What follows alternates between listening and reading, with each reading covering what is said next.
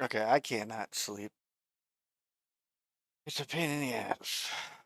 Trying to sleep, I can't go back up.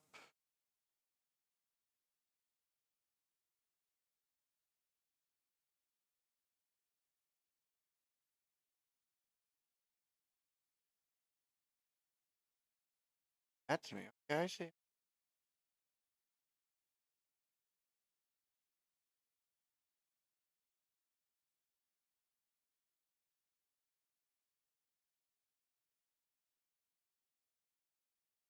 That's the one.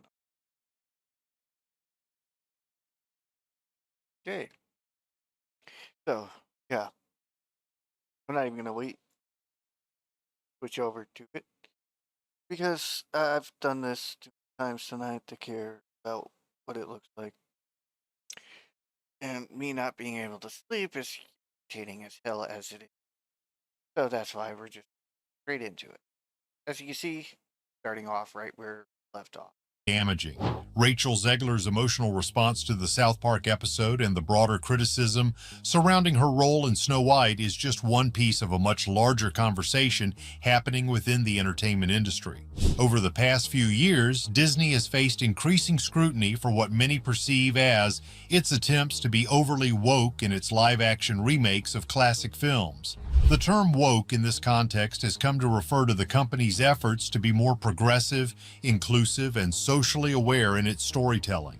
This has often meant recasting traditionally white characters with actors of color, updating female characters to be more empowered and independent, and reworking storylines to reflect contemporary values around gender, race, and identity. While some applaud these changes as necessary and long overdue, others feel that Disney has gone too far in its quest to be politically correct. These critics But argue that the that's not company is politically correct. sacrificing the timeless appeal and magic of its classic stories in favor of pushing a political agenda. They believe that instead of creating new original stories that reflect modern values, Disney is trying to retrofit its older films to fit the current cultural climate, That's often what they're with doing. mixed results. The live-action remake of Snow White has become a flashpoint in this debate, with Rachel Zegler bearing the brunt of the criticism. As the actress chosen to lead the reimagined film, she has become a symbol of Disney's efforts to modernize its content. Her outspoken defense of the film's changes, including its emphasis on female empowerment, has made her a target for those who feel that Yeah, it did. It made her a target for everything that's wrong with the world today. Disney is losing sight of what made its original films so beloved. For Zegler, the pressure of being at the center of this cultural debate has clearly taken a toll. While she remains a talented and promising actress, the controversy surrounding Snow White has cast a shadow over her career, at least for the time being. One of the central issues raised by Rachel Zegler's breakdown is the delicate balance between satire and personal attack. South Park has long been known for its biting humor, and over the years, countless celebrities, public figures, and institutions have found themselves the subjects of the show's satire. For many, being mocked by South Park is seen as a rite of passage, a sign that one has truly made it in the public eye. However, for Rachel Zegler, the experience was clearly more personal. While satire is often intended to provoke thought and spark conversations, it can also feel hurtful when it targets individuals who are already under intense public scrutiny. In Zegler's case, the South Park episode likely felt like a culmination of the criticism she had been facing ever since being cast as Snow White. There's an ongoing debate about the role of satire in modern culture. On one hand, satire is a powerful tool for holding public figures and institutions accountable, using humor to highlight the absurdities or contradictions in their actions. On the other hand, when satire targets individuals who are already vulnerable or struggling with public perception, it can come across as cruel or unnecessary. For Zegler, the South Park episode likely felt more like a personal attack than a lighthearted joke. The young actress was already grappling with the pressure of being cast in such a high-profile, controversial role, and the episode only added to the negativity she was experiencing. It serves as a reminder that while satire can be an important part of public discourse, it also has the potential to cause real emotional harm to those it targets. As Rachel Zegler continues to navigate the aftermath of the South Park satire and the ongoing criticism of her role as Snow White, many are left wondering what this means for her future in Hollywood. Well, from her own actions, Hollywood is looking to get as far away from her as possible at this point. Uh, and I hope she realizes she did it to herself. She brought this all upon herself. Would. Will this controversy define her career, or will she be able to move past it and continue building on her early successes? Even Well, if she stops with the fake woke agenda, then yeah, she can. If she continues pushing for nonsensical stuff like the woke agenda or the man hating feminism shit, yeah, it's going to backfire on her. That's what's happening right now. Everybody's fed up with the bullshit. They want to get rid of it. though it was meant to be funny, Rachel's emotional reaction showed the real pressure that fame brings to young stars. Zegler's future in doubt. For some, Zegler's emotional response to the criticism will be seen as a sign of vulnerability and humanity. Ability and I think it's finally dawning on her. She's on the wrong side of history. In an industry where actors are often expected to have thick skin and remain unaffected by public opinion, Zegler's willingness to share her emotions and admit to the challenges she's facing could be seen as refreshing. It I don't see it as refreshing. It's about time you started to realize what's going on, and you better start thinking about your future and not be part of this woke agenda bullshit that you're pushing that nobody wants. humanizes her. And if you're talking about the inequality, that's totally different from this woke agenda. The woke agenda is there to tear apart the races, keep them apart from each other, and promote racism. That's what woke agenda is. Her in a way that many people can relate to, showing that even rising stars are not immune to the pressures of fame. However, there is also the possibility that Zegler's public breakdown could have long-term implications for how she is perceived within the industry. Hollywood is a notoriously tough place, and actors who are seen as difficult or overly sensitive can sometimes struggle to find roles. Zegler's future projects will likely be watched closely to see how she handles the scrutiny and whether she can overcome the negative press surrounding Snow White. That being said, Zegler's talent is undeniable, and her performance in West Side Story showed that she Undeniable. I've seen some of her acting stuff. It's not good. All right? It's not good. has the acting chops to succeed in the industry. It's possible that as time passes and new projects come to the forefront, this controversy will fade into the background, and Zegler will continue to grow as an actress. The only way this is going to happen if she realizes how wrong she is and apologizes to everybody. The entertainment industry is constantly evolving and public opinion can shift rapidly. What may seem like a career-defining moment today could be forgotten tomorrow, especially in an industry as fast-paced as Hollywood. Ultimately, Rachel Zegler's path through this controversy reflects the broader changes happening within the entertainment industry. As Hollywood continues to grapple with questions of representation, diversity, and modern values, actors like Zegler will find themselves at the center of these debates.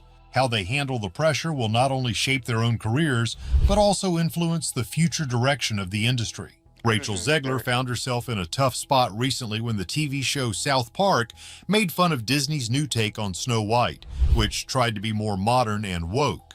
This incident stirred up a lot of talk and put a spotlight on the intense pressure that young actors like Zegler face in Hollywood today. For Zegler, dealing with this was especially hard as she not only had to handle criticism for her role as Snow White, but also had to navigate the larger conversation about how Hollywood is trying to include more progressive ideas in its stories. The idea behind updating Snow White was to reflect today's values, including more diversity and a fresh approach to old tales. However, not everyone agrees with these changes, and shows like South Park often mock these efforts, leading to debates about whether these updates are necessary or effective. It, those updates are not necessary, nor are they effective. In fact, you're pushing more and more people away from your supposed agenda. If you're talking about inclusion of diversity and stuff, do something for inclusion of diversity and stuff. The left has totally destroyed any inclusion that was there not too long ago. They're the ones that destroyed it. As a young actress, Zegler found herself at the center of these debates, which can be overwhelming.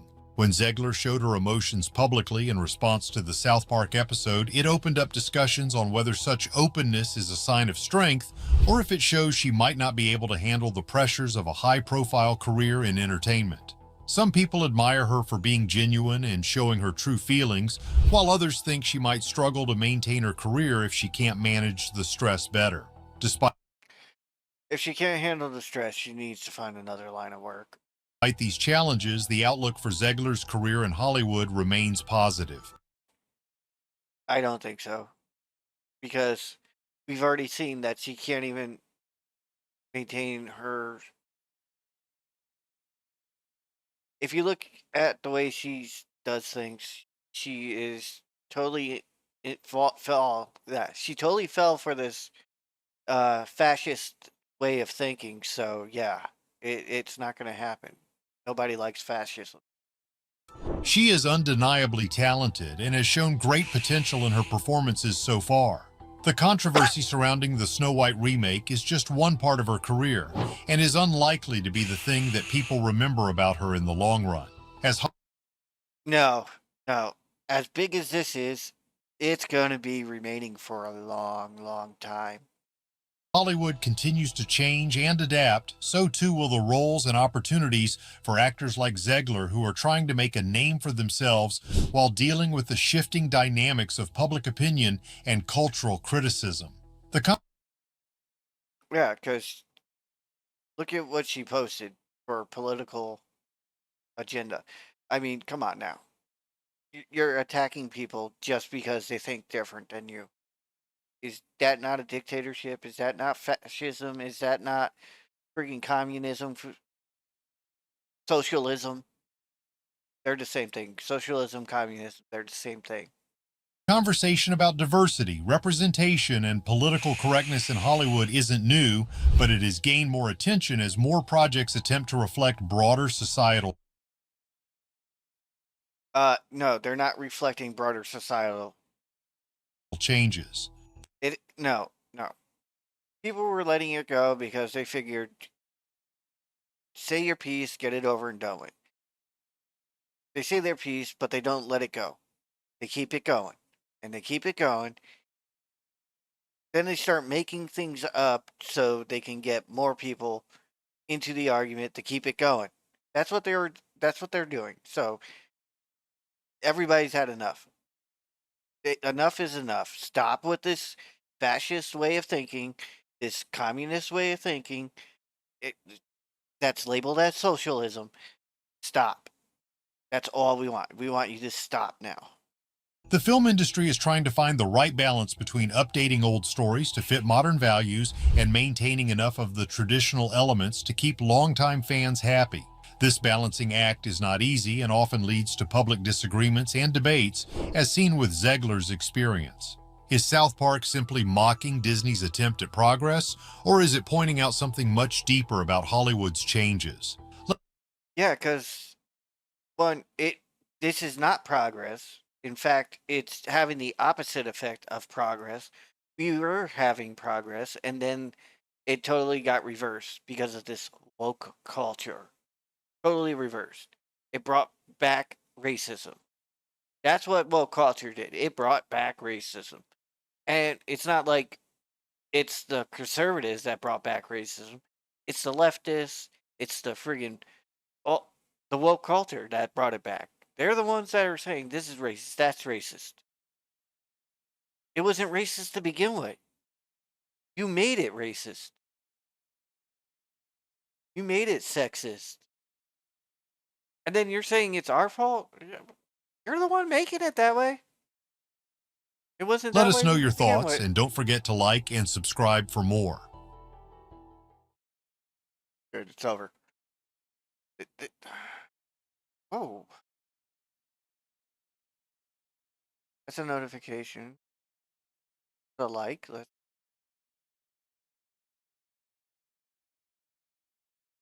Oh. See right here, December 2024. These are definitely bots, but I don't care. I'll follow him for the hell of it. What is this? App. Tim Young.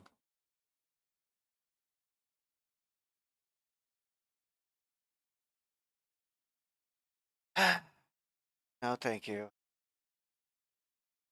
And of course, you got Elon with another post, so you just click on it. We'll get it up there. The hell is that? I don't know. Anyway, I I screwed that up. Here we go. Refresh. If there's anything else. All right. Back here. Wait. Oh, that was it. All right. I never even listened to. Open a new tab. If she's annoying, yeah, it's annoying. If someone's asking you questions and you're getting really fucking annoyed, it's probably not the question. There's a big focus on her love story with a guy who literally stalks her. Yeah. Weird. It looks like Joe Rogan has stepped into the Snow White drama, and trust us, he did not hold back. With rumors swirling about... Let's go ahead and share this. I don't care at this point. I don't care if it's right side, left side, upside down, this, that, or the other thing. Okay. Yeah, I don't care about that. Rachel Zegler getting the axe from Disney's controversial remake, Joe's take on the whole fiasco has the internet buzzing. Did Disney really fire their leading lady? And what does Rogan think about her creepy and weird comments on the original Snow White? Get ready, because we've got all the juicy details you won't hear anywhere else. Last week, Disney dropped the latest trailer for Snow White, and to no one's surprise, it became an instant sensation, for all the wrong reasons. The trailer has racked up over 750,000 dislikes compared to just 30,000 likes, making it one of the most disliked trailers in recent Disney history. The comment section is ablaze with criticism aimed directly at Disney, further tarnishing the studio's already fragile reputation. Many see the film as a symbol of everything wrong with Disney in 2024. The backlash feels well-deserved. The once beloved legacy of Snow White has been torn apart by baffling creative decisions, leaving audiences to ask, how did Disney mess up one of its most iconic properties so badly? Let's break down the disaster step by step. For starters, the film initially cast Snow White alongside a group of magical, diverse creatures instead of the beloved dwarves. This was an attempt to avoid controversy over outdated stereotypes. You're creating controversy. However, when actors with dwarfism voiced concerns about being excluded, Disney shifted direction again. In its latest move, the studio has decided to render the dwarves entirely in CGI. The result is a visually jarring, lifeless spectacle that completely misses the heart of the story while alienating audiences. Disney's decision-making here is truly perplexing. The whole point of live-action adaptations is to bring beloved animated classics into the real world, yet this version feels more artificial than ever. From the trailer, the CGI characters look like plastic, cartoonish renditions, utterly lacking in charm and authenticity. The backlash against these changes began long before the teaser was released, but Disney's repeated missteps have turned what might have been constructive criticism into outright hostility. At the center of the controversy is Rachel Zegler, cast as Snow White. Initially, her casting was met with cautious optimism, but her public comments about the original film quickly eroded that goodwill. She famously dismissed the 1937 classic as extremely dated, calling the romance creepy and weird. It's no longer 1937. That is not going to be saved by the prince. She's not going to be saved by the prince. There's a big focus on her love story with a guy who literally stalks her. Yeah. Weird. And she doesn't like sharing the spotlight, as you can see with her co-star there. She was trying to push her away so she could talk to the reporter by herself.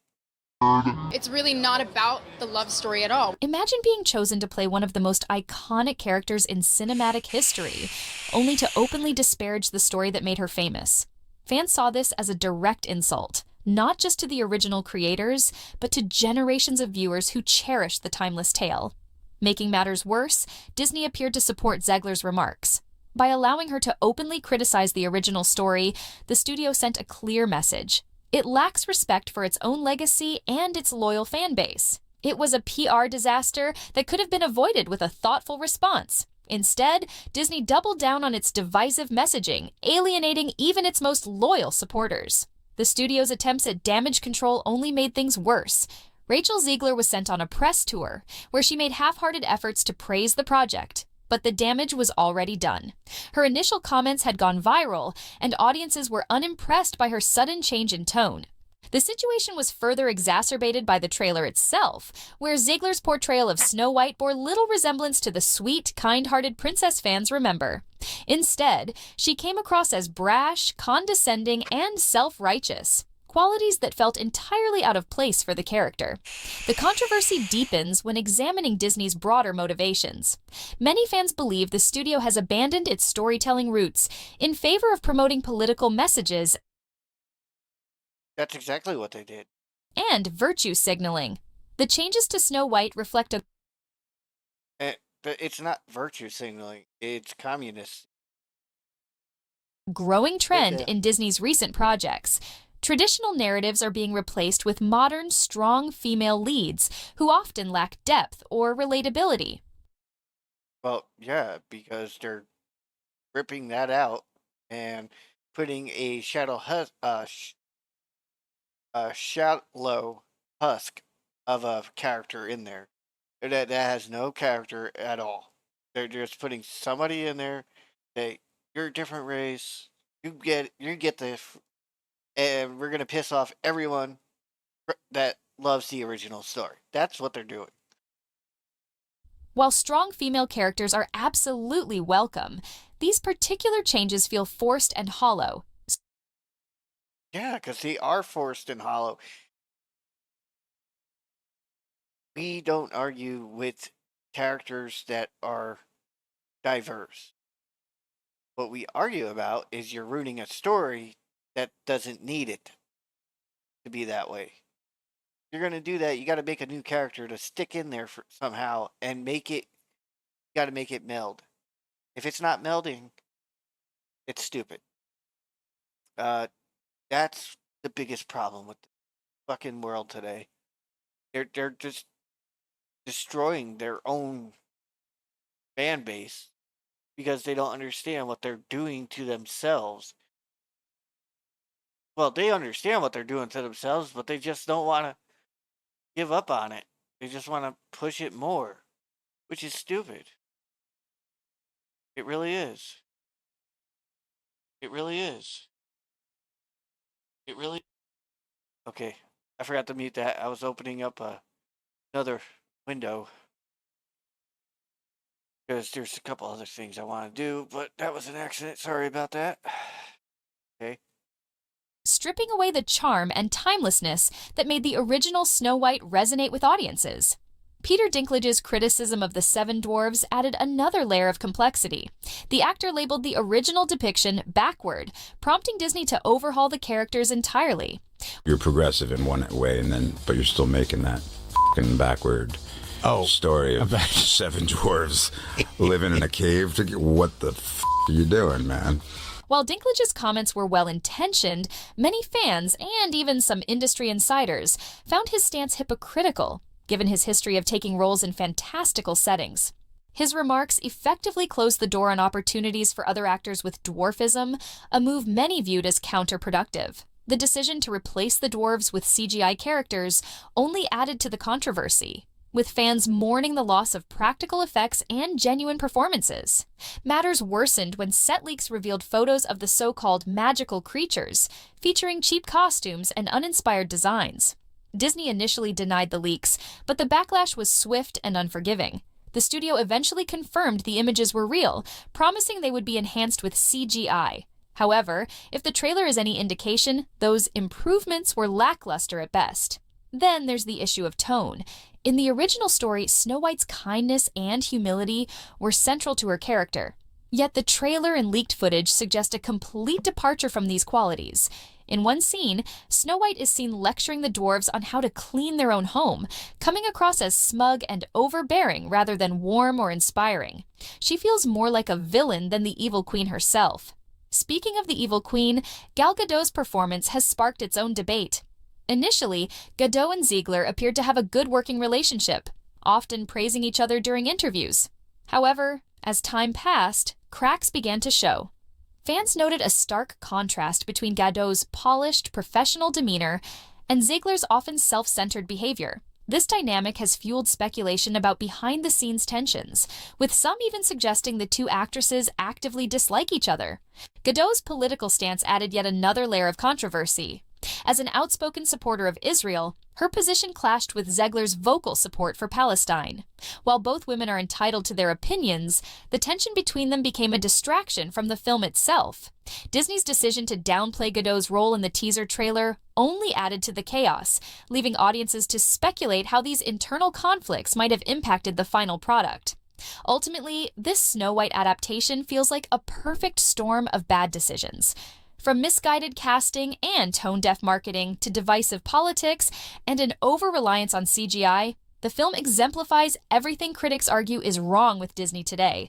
It's a heartbreaking fall from grace for a studio that once set the gold standard for animated storytelling. Instead of honoring its legacy, Disney seems intent on dismantling it piece by piece.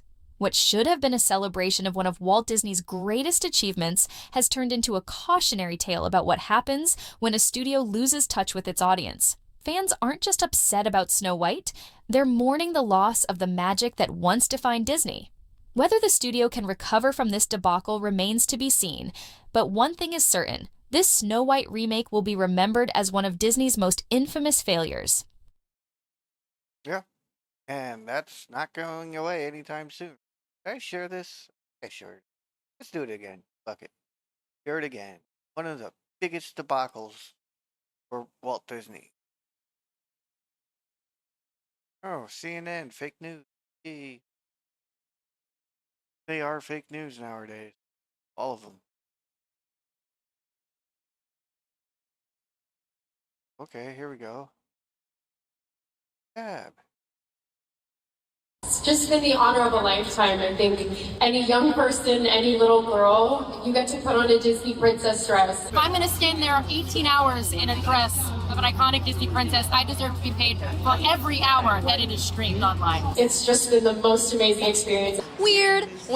From D23, we now have new footage of Snow White, where Rachel Ziegler seems to be turning dwarves into her own personal slaves. Now you wash the dishes, tidy up the room, clean those cobwebs. Gone are the days where Snow White does some cleaning for once in her life. Now in 2024, the age of I'm too posh to push, they're also too posh to clean as well. And he'll use the broom. You compare that to the original, and like that Star Wars girl showed, and Savvy said, listen to the delivery, the tone, the change in language. Now you wash the dishes. You tidy up the room is delivered entirely differently. You tidy up the room. The older one is like, you tidy up the room, whereas Ziegler is above them all. She's not here to help them, she's here to command and order. You tidy up the room. You go and do the fireplace. You use the broom. And I'll use the broom. Because that way she's in command. She's a leader. She's not going to be dreaming about true love. She's dreaming about becoming the leader she knows she can be. Bossing around the menfolk. Compared to the original, where it was more motherly. What a cute little chair.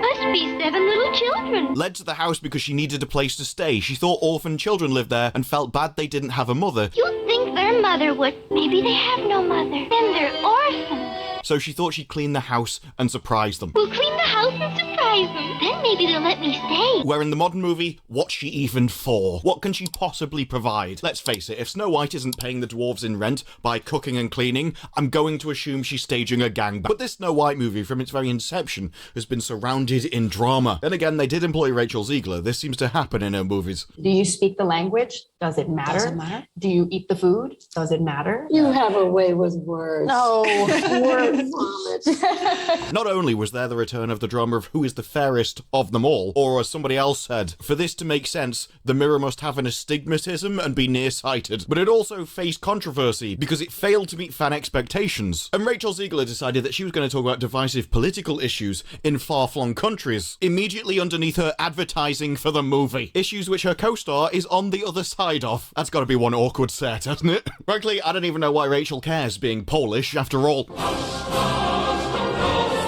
Personally, I can't wait for her next opinion about a topic she knows nothing about. Well, except that we need to stand on the right side of history. Maybe that's why some people were analysing the interview footage, and how her and Gal tend to have very different expressions within them. She's just like me, for real, for reals. And the dwarves look just as bad moving about the screen as they did in the original picture. They are, to put it mildly, utter nightmares, wibbling around their woodland cabin like sentient bags of blancmange. This is all on top of the original controversy, such as Peter Dinklage deciding, no, you shouldn't have dwarves in that movie. You're progressive in one way, but you're still making that backward story of 7 dwarves living in a cave. It's been quite a while since the previous Snow White drama. They let everything die down until Disney were forced to release another trailer. The gap didn't really help them though, did it, when it received massive backlash, hundreds of thousands of YouTube dislikes. Fans aren't happy at all with Disney's live-action version. Maybe it's because of her hair. I have absolutely no idea why they've given Snow White this hairstyle, especially when in the parks they have wigs that just give them the proper hair. Although when it comes to Prince Charming, maybe be more careful how you wave hello. And Disney needed that gap. They had to try and save things, because this is a very, very expensive production for them. It started where up to July 31st, 2022, Disney had spent $209.3 million. Although later, the Daily Mail reported that it was actually $330 million. Well, the film was supposed to have already released by now, but has actually been delayed till March next year, apparently due to the strike. Although really, it's gone through so many rounds of reshoots in that time. What we're going to get in 2025 probably isn't the same movie. I mean, I don't know if you noticed from the trailer, the rather suspicious lack of characters that we've seen previously. Someone had kicked the local homeless out of Starbucks, and they were going off to invade the next local village. No, now, after that kind of budget, Disney, no doubt, wants to avoid all drama. They're desperately spinning their wheels, realising they pissed everybody off. And please, sir, can I just get my money back? Unfortunately, even with reshoots, I'm not sure you can save this turkey. Disney's terrible-looking live-action remakes are the stuff of nightmares. Yeah, they're chasing everybody away from wokeism by how bad they're bringing it out. Rather than honouring their predecessors, these remakes are simply wringing them dry for revenue and let artistry and history be damned. Its problems began a year ago with Rachel Ziegler's comments about the original being extremely dated. The cartoon was made 85 years ago, therefore it's extremely dated. Its idea... Well, yeah, it was made 85 years ago. You don't have to bring it up. That's why you're doing a remake, is to bring it up to modern tech day. But instead, you butchered it. I mean, y'all butchered it. Instead of modernizing it, you butchered it.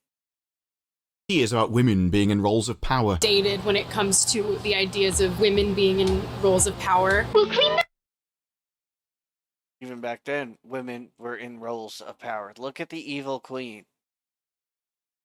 She was an evil queen that was ruling by herself. She ruled over everybody. She was in a role of power. And even when she was in it, she wanted more. It was showing you that... Never mind. The house and surprise them. Then maybe they'll let me stay. And weird love stories involving a guy who literally stalks her. Love story with a guy who literally stalks her. Yeah. Weird.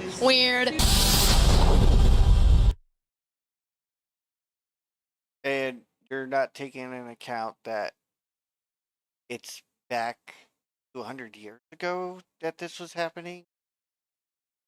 Small population. Only form of communication was to go see the person. If a person wasn't willing to go see that person, there was no communication. Hello?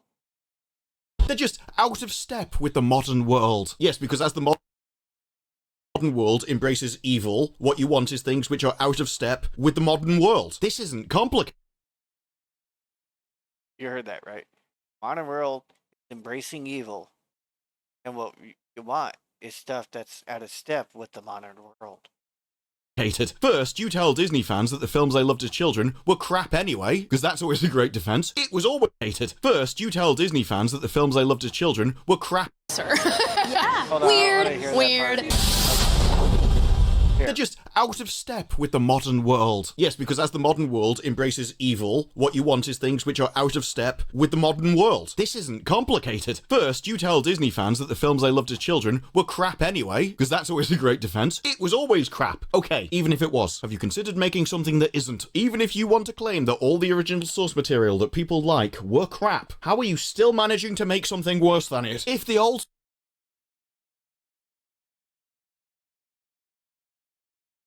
It's true. They took something you thought was crap and made it worse. So, if they take something you thought was crap and make it worse, what are they doing wrong? Oh, wait, it's the woke agenda. stuff was crap, it should be easy to improve on, and you still can't manage that. At the end of the day, this is a story of representation, and it matters. All you're doing in that case is just helping my argument that you shouldn't be employed. I'm telling you. Point proven. She shouldn't have been employed to begin with. That argument is not going to save your job. And second, because the general way in which time works, this is showing the Telegraph's view of history that, modern things are better, older things are worse, and we're just advancing through time towards the promised land. We never could have made a mistake at any point in history that just led us down a horrific path of evil. We couldn't have done that. No, the future's better. The future's... Yeah, the future will be better once we get rid of the woke freaking culture that the left have said is the be-all, end-all. That is dividing the country and causing more racism than we had 20 years ago. Bright. The future's orange. The future's bright. The future's orange. Sorry, flashback to childhood adverts there. Who says advertising dollars don't leave an impact on you? No, films made before the Second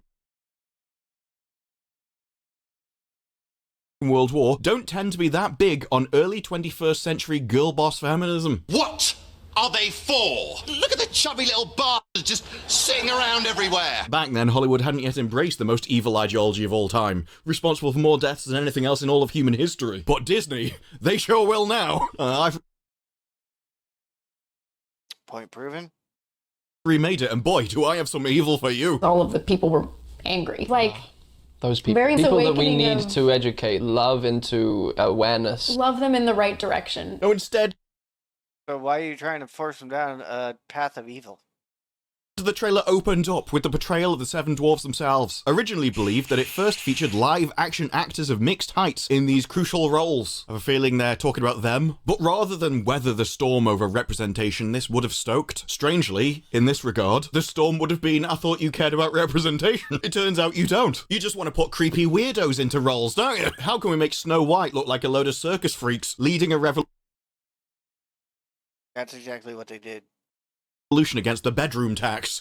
Does such an approach dispel stereotypes about shorter actors? There's going to be a lot of this, by the way. Nobody wants to use the word dwarf for some reason. These aren't just short people, it's a medical condition. It's fine. You don't have to pretend that they're just the same as everybody else. The argument has been dodged, though, as it just all replaced them with CGI people. As glimpsed in the trailer, they are, to put it mildly, utter nightmares, wibbling around their woodland cabin like sentient bags of blancmange. The 22-second extended version of the trailer offers a longer look at a terrifyingly vacant dopey. It does nothing.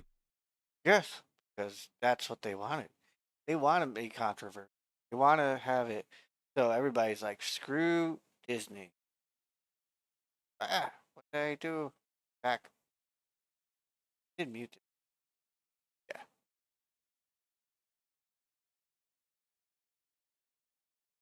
Go ahead and delete. Yeah, we'll just delete. Much better. thing to allay the nerves. I cannot even believe those words just came out of your face towards my face. There's still time for emergency tweaking, if only to avoid a cat-style debacle. But in a sense, it might not be worth the trouble. Why not just spend the money on something else? Deadpool and Wolverine and Inside Out 2 have put the beleaguered studio back on top. But could Snow White and Mufasa end the winning streak? No. That's going to be Agatha all along. I mean, this trailer was so bad, even the Mary Sue came out and had to say it backfired on them because it Everybody says it's horrible. Everybody. renewed CGI controversy. Snow White woes just keep piling up, like the strange decision to cast Gal Gadot as the evil queen. Not because it's very obvious to anyone with eyeballs who's fairer between the two of them, but because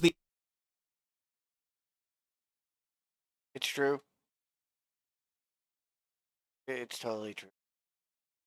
the actress has been embroiled in controversy over far-flung countries, although this was written on the 12th of August, before Rachel Ziegler decided to do the same thing. Although no doubt Mary Sue would have approved. We need to stand on the right side of history. No other controversy involved vocal bigots who were enraged that Rachel Ziegler was cast because she broke all references of the source material. She received tons of backlash from moral pundits who began commenting, as they always do, when Hollywood destroys the law. They also talk about the dwarf controversy, after Peter Dinklage called it backwards. However, there was a hope that Disney would modernize the story to avoid offending the dwarf community. They did. They used CGI.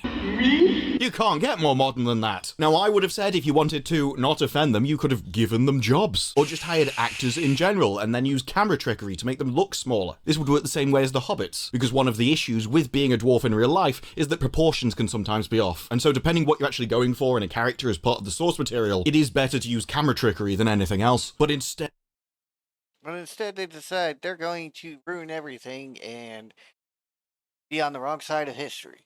the solution was to not hire actors like that at all, make them all CGI. Oh no, it's almost like our own evil has backfired on us. The dwarves are only briefly shown, but it doesn't look good. The CGI is terrible, and it gives them a very unnatural appearance. They're CGI dwarfs. An unnatural appearance. They're literally computer generated. They aren't natural to begin with. Of course they look unnatural. They're CGI. I feel like I'm taking crazy pills. Now, personally, for me, if you want to call something a live-action remake, it has to actually be in live action. I don't want to see CGI characters in it at all. Actually, I had the same problem with The Little Mermaid. It turns out the majority of the movie wasn't even in live action. Other users described the dwarves' appearances as Uncanny Valley and the stuff of nightmares. This is truly embarrassing. Yes, but it's what you wanted. At no point do they analyze themselves and go, I wanted this. And yet, it's also crap. Maybe I'm wrong. No, it doesn't, no. Because analyzing whether you're wrong or not requires an abstraction of an idea, and they're incapable of doing that. That's just like one extra layer of complexity beyond them. No, I believe it, so it must be true. Many are blaming Dinklage's comments for the use of dwarves. However, Dinklage never suggested that the problem was with casting dwarves in the movie. You're progressive in one way, but you're still making that fucking backward story of seven dwarves. I can't work out if you're lying or stupid. No, he didn't. Saying backward story.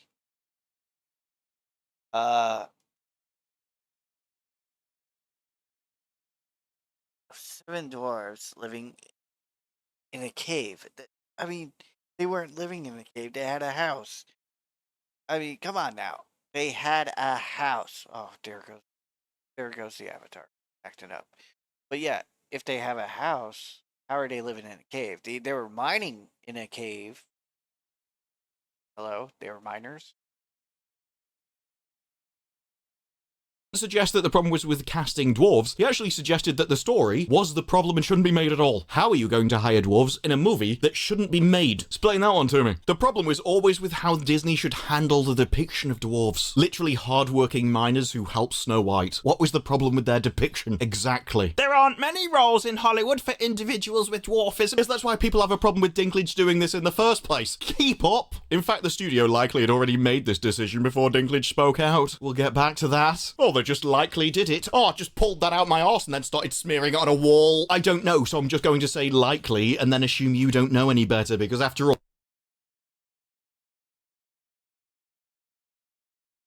Okay, yeah. Whatever.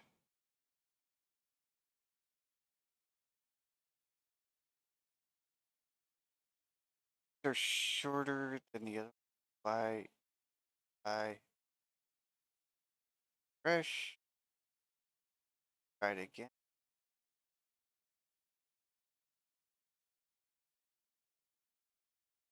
I try export.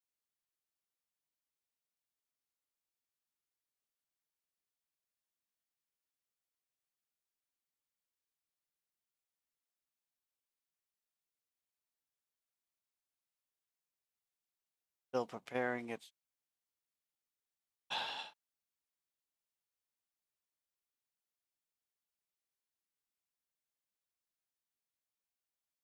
More than likely.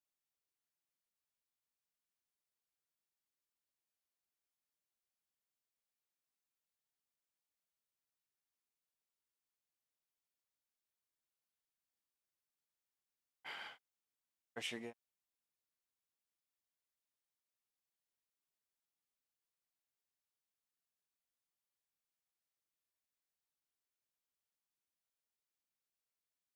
Download.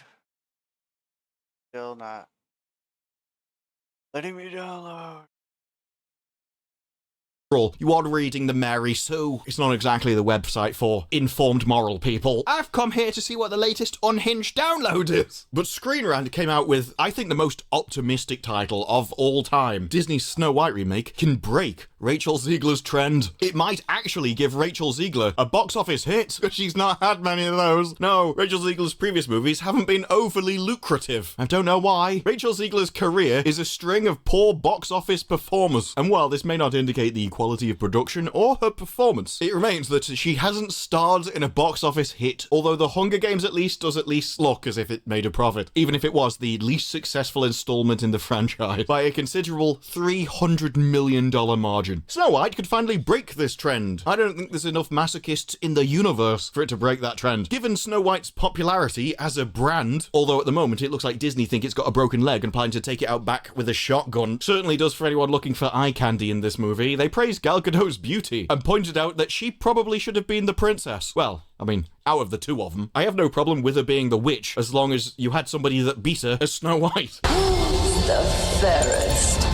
one of all. Mirror, mirror on the wall, who is the fairest in this kingdom? The mirror must have an astigmatism and be nearsighted. Isn't Snow White supposed to be more beautiful? How jealous would the queen be if she was the beautiful one? Or what will the conflict of the story now be that it won't be for beauty? I don't know, with two women, it could be anything. Oh, you've got a Stanley Cup that I want? Give it here! Is Snow White going to get a poisoned apple because the queen thinks she gave her a funny look once? Despite Rachel Ziegler saying that she was so unbelievably proud of what she's done, presumably in an attempt to balance out all of her previous comments, which she hopes everyone's forgotten by now. I was scared of the original cartoon. I think I watched it once and then I never picked it up again. I do kind of have to ask, what version of the film is it that you're most proud of? Because there seems to have been a few. The rumours have constantly been coming out that Snow White has been undergoing reshoots for basically over the last 2 years, after Rachel Ziegler's PR disaster. Originally filmed over 3 months in 2022, the release will be basically 3 years after they originally completed filming. Afterwards, the rumour goes that there was additional reshoots done in 2023, with the goal to being insert flashbacks of Snow White featuring actress Amelia Foucher as a younger version of Snow White, with more reshoots done afterwards. The more interesting part comes from another rumour from a source at that park place, which alleges that the reshoots were done for these reasons: to clean up the original version to exclude dwarfs from the final product, except one live actor. This was done to allow for CGI dwarfs to be inserted, and may have added an additional $30 million to the cost.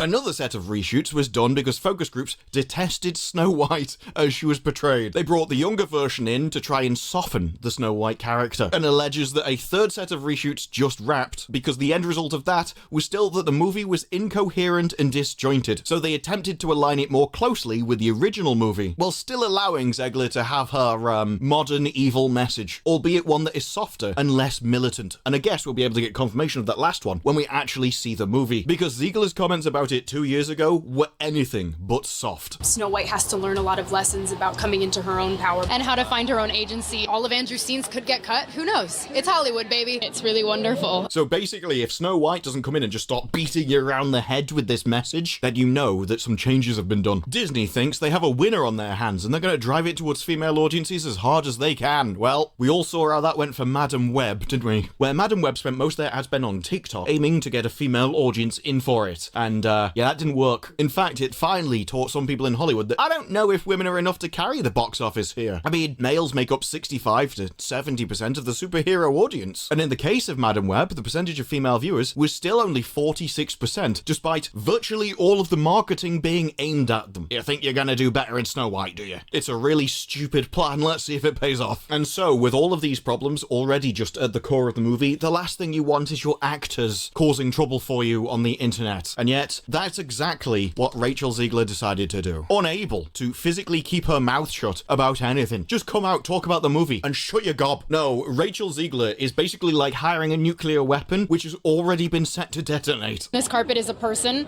with feelings. It doesn't matter if you want to be a business that wants to make money and nothing else. She will drag you into trouble. Even when marketing her own movie, she still couldn't keep her mouth shut underneath the advertising. Because what? She forgets that there may be various people in the audience, and maybe you want to take in money for your product from all of them. Especially as your co-star takes the opposite position. You could have used this opportunity to go, we don't care. No, we just want to make money, bros. That's all we're here for. Instead, Rachel Ziegler, as ever, a wonder to the fans. They're at the forefront of her thoughts, as always. Her wildly inappropriate statement causing further damage to the film's promotional campaign, in which the trailers are already being ratioed, and has even pissed off fans of her co-star in the movie. Now, even people that would support the movie because they like the other actress are attacking the other actress in the pissing movie. It's just bad promotion and bad business all around, because Disney refused to put a muzzle on their actors, or at least haven't yet realized that they should go around hiring less problematic ones. Then again, Disney employees have the same worldview, so maybe you've got a deeper problem there, Disney. No, this obviously distracted people from giving a crap about Snow White, and instead, people started talking about Rachel Ziegler and Gal Gadot falling out. Obviously, tempers were high, and you've chosen two different sides of the battle and advertised it to the public. So when people are going, she genuinely can't stand being next to her, it's like, well, not exactly a happy face, is it? They even got likened to clips from The Boys. I'm going to... I'll be right back, folks. So just enjoy the show while I'm on for...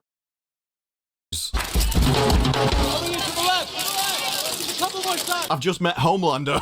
And while people were going, Gal Gadot's total obliviousness makes this even funnier, I actually don't think it's obliviousness. I think it's professionalism. This is just how adults in the room act. You know, when you're an actress, you should be able to act as if you're happy and interested. Be able to act as if you're not a complete bitch. Of course, none of this will stop any of them eating themselves. Oh my god, replacing dwarfs with CGI, that's not progressive. I mean, good. I mean, I don't want to side with Disney, but to me, you just wrote a headline that go, replacing the 7 dwarves with CGI isn't evil. Disney said they wanted to avoid reinforcing stereotypes. Like what? That dwarves are...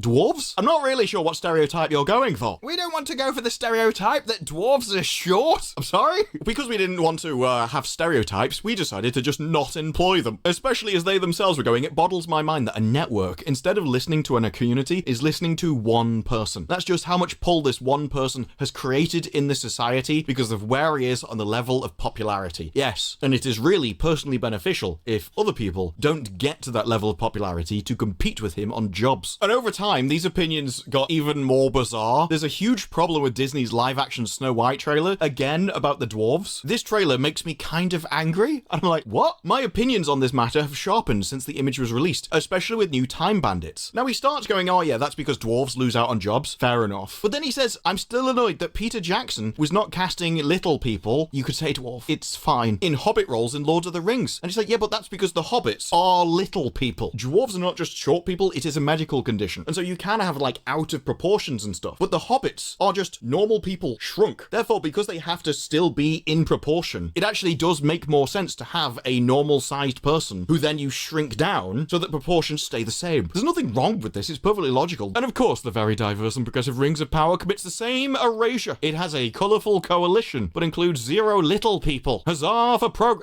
actually, it is. Huzzah for evil. Actually, it is progress. In the stack, one's higher than the other, and so if you crush everyone everyone else beneath you that is moral by their own ideology. There's a reason why you actively shun anyone who believes this stuff. But my favorite bit is, as he goes on, he decides to start calling it the LP community, the little person community. Like, he can say dwarves when it's referring to the animated dwarves, but anyone else has to be called LP, whether or not the entire LP actor, LP roles. The only major show in history to have LP in it was Disney's Willow reboot. Well, there you go then. Look how that turned out. But as was written in IndieWire, Christian Lopez mentions, if you're a member of the LP community or disability community in general, you've seen this story before, the media frenzy, followed by backpedaling, followed by the eventual erasure of the disability altogether. Yes, but then again, look what you just did. Rather than calling them dwarves, you started calling them LPs because you were afraid to actually talk about the disability altogether, which erases it. Maybe people in glass houses shouldn't throw stones, eh? And so it's no wonder then when dwarves came out themselves, and they weren't happy about it. Zach Roloff talked about how they updated, diversified Snow White, but went way backwards on the dwarf side. I hope Dinklage is happy. They aren't just taking away the dwarves and making Snow White, they're CGIing them. This isn't 1937. There are actually a lot of people with dwarfism walking around. Either focus on Snow White or own the dwarf representation. But the problem is, Disney did this to themselves. You heard how Rachel Ziegler spoke about Dwarf White at the start. She's not going to be dreaming about true love. She's dreaming about becoming the leader she knows she can be. They did it.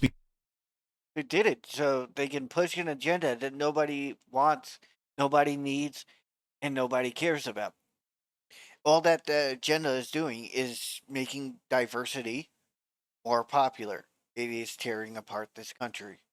Because they wanted to embrace progress. And then people are, oh, I can't believe you've done something horrible. Of course they have. The entire ideology does something horrible. But everybody else, no, they want to use it for their own benefits. That's why they support it in the first place. Oh, I'm weak, I'm a victim, I can get something out of this. And then they wonder why it bites them. It's because the people involved were never motivated by trying to do the right thing in the first place. Instead, everybody got involved, all got on board the train for self-interest, for their own reasons, because they could get free stuff out of it, because they thought they could be lifted in positions which they haven't earned just because they ticked enough boxes. And then the surprise, that's what they're doing. is when somebody else comes along who ticks more boxes. Or maybe that box, we can't allow that anymore. That makes you a bigot. Everybody's all on board until it backfires on them. The real issue is, nobody else can really defend you. Because if you've been arguing that the best person for the job should have got the job, and you go, okay, well, clearly they're the best fit for the job. But that isn't what people are cast on anymore. Everyone embraced these ideas because they thought they'd be better off. And it turns out, no, maybe you're the one people are stepping on to get a job, rather than you stepping on somebody else. Now, any movie which has gone through this many reshoots is going to be a disaster. Any movie based on the ideas that Rachel Ziegler was speaking about at first is going to be a disaster. And I don't think any amount of reshoots can change something that ingrained in a movie. But at the end of the day, I find the drama interesting to look at from the outside in, but I have no dog in those fights. I just see this as everybody eating their own. They all got together and invented a way of life that stepped on the people who deserve to be there in order to enrich themselves. And then, once they kicked out all the people that should be there, well, now they're stepping on each other too. And so at this point in this fight, I'm not defending anybody, but I will stand back and laugh. And at 300 or 400 million, whatever this movie will end up costing, there is no way this is going to make their money back. And that is funny. But those are just my thoughts. What are yours? Let me know down in the comments below. Like the video if you like the video. Subscribe for more videos like this in the future, and I will see you in the next one. Bye-bye.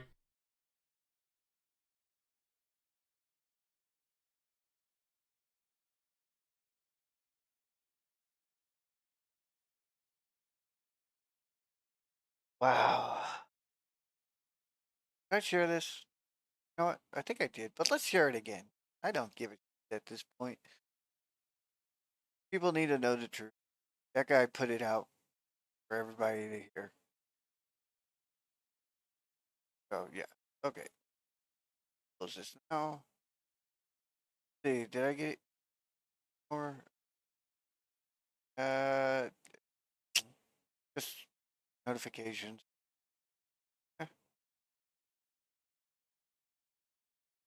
So I did the Joe Rogan, I did that one. So I guess it's this one now. Open tab. Start from the beginning. See themselves in. Snow White is running for president. I'm launching my campaign.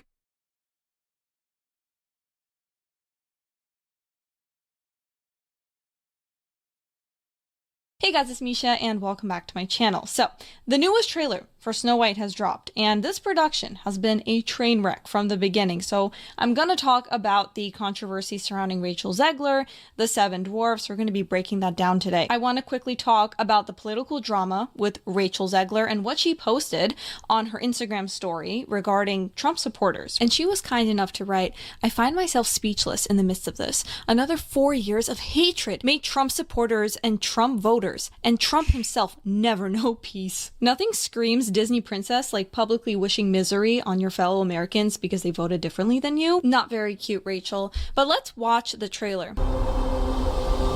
This was my father's kingdom, a place of fairness, but the Queen changed everything. Take him away! Your Majesty, What did you say? the people need some kindness. You know, I really don't remember you being this opinionated. Magic mirror on the wall. Who is the fairest of them all? Famed is thy beauty, Majesty. But a lovely maiden I now behold. Why is the magic mirror lying? I'm so sorry. Like, Rachel Zegler, she may be an amazing singer. I don't know. I haven't seen anything, with her in it. I'm sure she's great because, she was casted. I'm sure she's a fantastic actress and singer. But it's hard to believe that the evil queen is jealous of Snow White's beauty in this film. And I'm not the only one who seems to think this. If you can read the comments on this trailer. I look at you, and I just want to be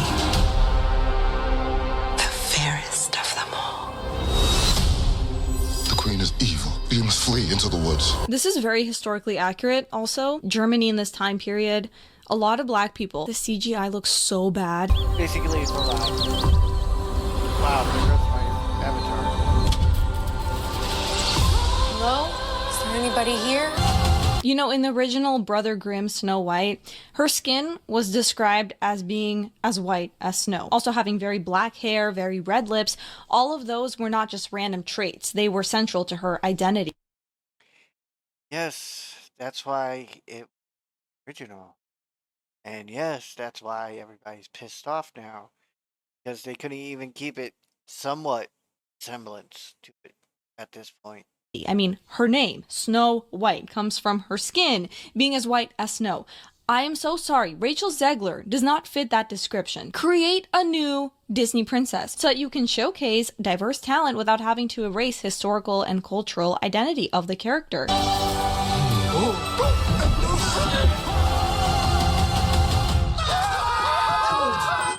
What is that? It's a human. What did you think I was? Nothing. Ghost. What is that? They could have easily made this into a horror movie. The Seven Dwarfs, they were originally going to cast actual people, right? And they were going to make it very diverse, but then they decided to take a different approach because they didn't want to offend the dwarfism community. And the different approach means they took away that opportunity from actors with dwarfism. So instead, let's make them into these CGI nightmares. I can't imagine a child going into the theater and not crying or screaming when they see these things. The Queen. Oh, they definitely will.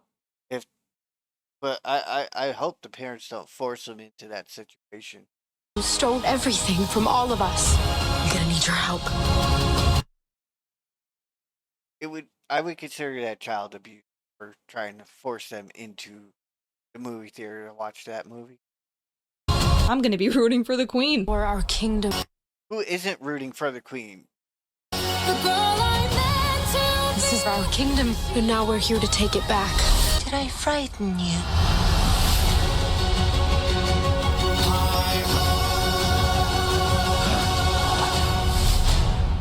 Right. So, Rachel is not just an odd casting choice. She has stirred up controversy in other ways as well. She has called the original story outdated, creepy, weird. Actually, a good fix would have been to include that solo poly hijabi amputee. You would have checked so many boxes with one character. Snow White represents everything that is evil. She is white. She is heterosexual. She is feminine. She gets saved by the prince. This is very wrong. She She has to become the prince. And Rachel Zegler has made it clear that this film is going to be different. She's going to be a girl boss. She doesn't need to be saved by a man. This is going to be about her personal growth and leadership. You said you were bringing a modern edge to it on stage. What do you mean by that? I just mean that it's no longer 1937, and we absolutely wrote a Snow White that is not going to be saved by the prince. She's not going to be saved by the prince, and she's not going to be dreaming about true love. She's dreaming about becoming the leader she knows she can be, and the leader that her late father told her that she could be if she was fearless, fair, brave, and true. And so it's just a really incredible story for, I think, young people everywhere to see themselves in. Snow White is running for president. I'm launching my campaign. I am. Slight foreshadowing there, because then she became so politically involved, had so much to say about the election, about how we shouldn't know peace. Again, very princess-like, beautiful behavior. But yeah, she goes on to say this. There's a big focus on her love story with a guy who literally stalks her. Weird. Wrong. I don't know what she's talking about. Now, I'll admit, I haven't seen Snow White for like 10 years ago I watched it. But I don't remember it being weird. I think she was singing right at the well. And then he started singing. It was like love at first sight. I can look up a video. Let's watch it. Here, I was right. She's singing. She sees him. She's surprised. She goes back inside. He's singing. She's singing now. So she's happy. They're both in love. And then also, there's this whole thing about the kiss not being consensual because she was in this, death sleep situation because she ate that poisoned apple. Here, he kisses her to break the spell, and it's lacking consent. Well, maybe because she's dead, basically. He's kissing her goodbye. Everyone thinks she's dead. Would you prefer her die? Because look, he kisses her, she wakes up, and she looks happy. I wonder in the movie, are they gonna Me Too it? She's gonna get up and say, well, yeah, you saved my life, but I didn't consent. Or with Sleeping Beauty, if they do another movie, she's not gonna wake up because consent wasn't given. Or Cinderella, they shouldn't do the glass slipper thing because ableism. Some people don't have feet. So yeah, what they did with Snow White here is another example of Disney trying to fix something that wasn't broken. And it's only going to get worse and worse until they realize that when you go woke, you go broke. Classic stories like Snow White are timeless for a reason. No amount of unnecessary reinvention can replace what made those stories so popular in the first place. And that's all for today's video, guys. Let me know what you think about this new trailer in the comments below. Also remember to like, subscribe, and hit the notification bell, and I will see you all in the next one. Bye. And there we go. Another person with a brain.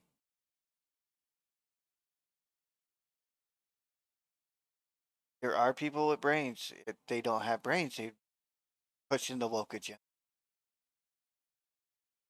That is a fact. Oh, got another like. I don't recognize it. I knew it. Follow. See, this one, see how it says join December 2024? And then there's nothing? They're bots.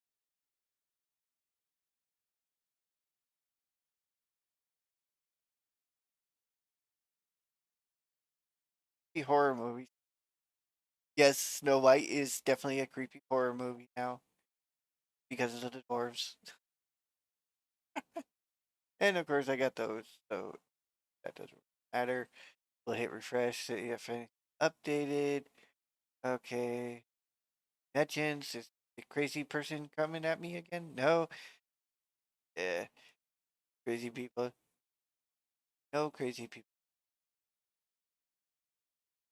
I mean, if you like a character, I'm not going to argue with you either way.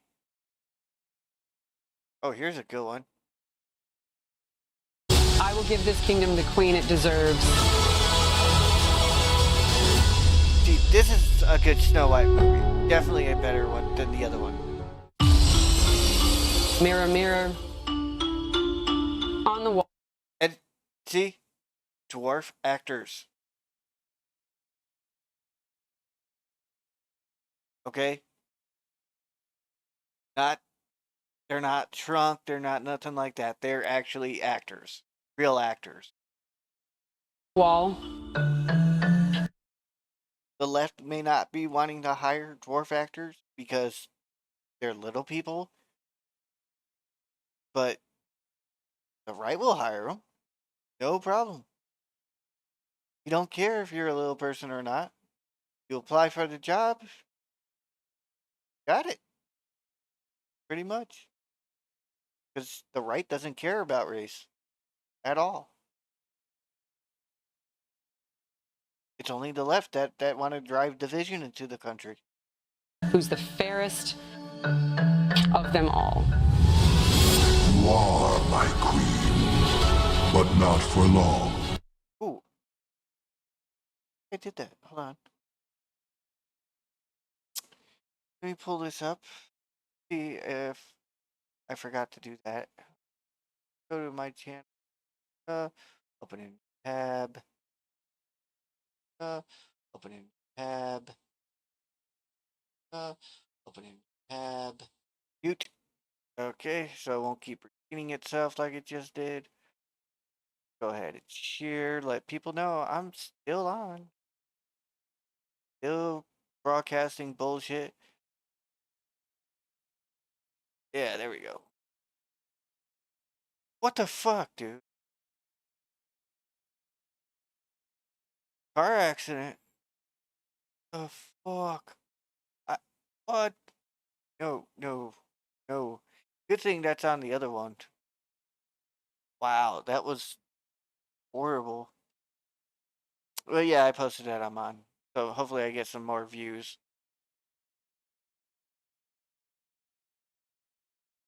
Yeah, let's get back to it. She will grow to be more beautiful than even you.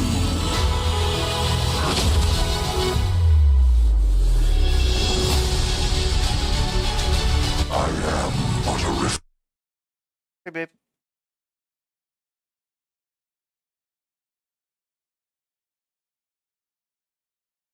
reflection. Anyway. And you have already decided. See, this one's more based on the Grimm version, which is nice. There is some things that they changed up that we'll see how things go.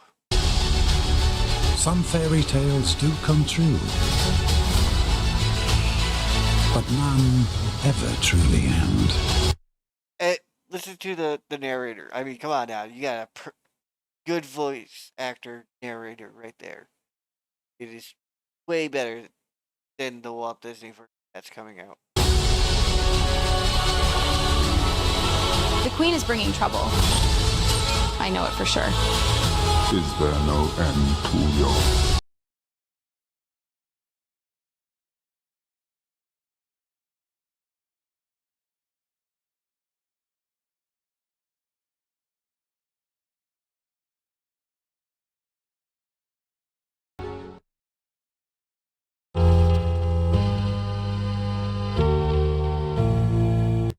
And yeah, there we go.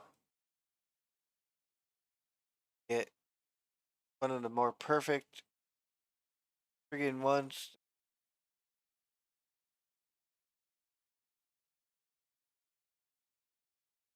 Should we try? Yeah, we'll do this one. Yep. Great, we'll do it. How can I serve you, my queen? Magic mirror on the wall. Who is the fairest one of all? You are. But one day, your beauty will be surpassed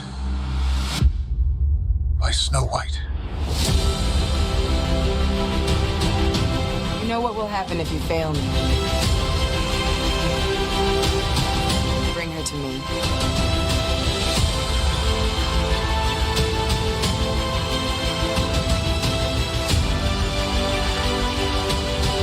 Can't wait to see what happens next. Snow White, you are the true queen. Go on, have a bite. You have been very kind to me. I'm awfully grateful. She's beautiful, just like an angel.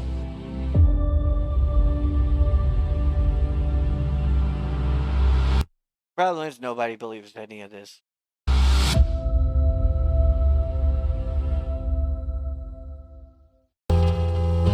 Yep. So there we go. We got that trailer out of the way. Nobody believes anything in that trailer. Yeah, I already watched that one. I've already watched that one. Wait, you haven't seen this one? Open a new tab. Another preview of Disney's planned live-action Snow White remake was published. Look at that. Look at their face. It's like, I hate this role. I hate this life. I hate this. I hate this. That's what you get from this picture. It's like, I hate my life. I hate this world. I hate everything about everything. Kill me now. That's what I'm getting from that picture. The Grimm brothers' heroine, played by Rachel Zegler, performs a brand new song titled Waiting on a Wish. The song, which was written by EGOT winners Benj Pasek and Justin Paul, seems to have been a part of Snow White's journey from the beginning. The 23-year-old West Side Story actor sings, waiting on a wish / holding out for someday / hoping somehow, some way / there comes a miracle to find me / I close my eyes and see / the girl I'm meant to be / is she a part of me I've had to hide. None of that makes any sense. Film, which also stars Andrew Burnap as the prince and Gal Gadot as the evil queen, is scheduled to open in theaters on March 21st. Since the movie's announcement, Zegler has courted numerous issues and most lately, she has come under fire. If Disney wants to save any sort of money, they just put it on their streaming service. If you put it in theaters, you're not even going to break even. I can tell you that right now. You're not breaking even. You'd be lucky to make it still. For her badass interpretation of the Disney princess that I in the teaser. Snow White flees from her mother, Gadot's evil queen, after she gives the order to kill her. Waiting on a Wish is Zegler's vocal display as Snow White flees to the woodland and encounters the 7 dwarves. Before attacking the evil queen, Snow White is also seen meeting her love interest Jonathan, Andrew Burnap, and declaring, "The queen stole everything from all of us. It's time to restore our kingdom." Basically, let's start anarchy. It wasn't even about the queen at this point. If she's more evil than the queen, so she's doing what the left has been doing and manipulating people into believing in evil. This is our kingdom, and we are coming to reclaim it. Even the traditional fairest of them all statement has been updated for the present era, as Zegler previously disclosed. Who is the fairest of all, according to the magic mirror on the wall? In the 1937 version of the film, Snow White's evil stepmother, the Queen, questions her about her mystical wall hanging. However, Zegler claims that the meaning of that incredibly famous statement will change significantly. According to Rachel, it's about justice, which it's not. She's convincing people to follow evil acts. the cartoon is really out of date when it comes to the ideas of women in positions of power and what a woman is fit for in the world, because it was made 85 years ago. The fairest of them all. That is, the most just person who has the potential to be an amazing leader.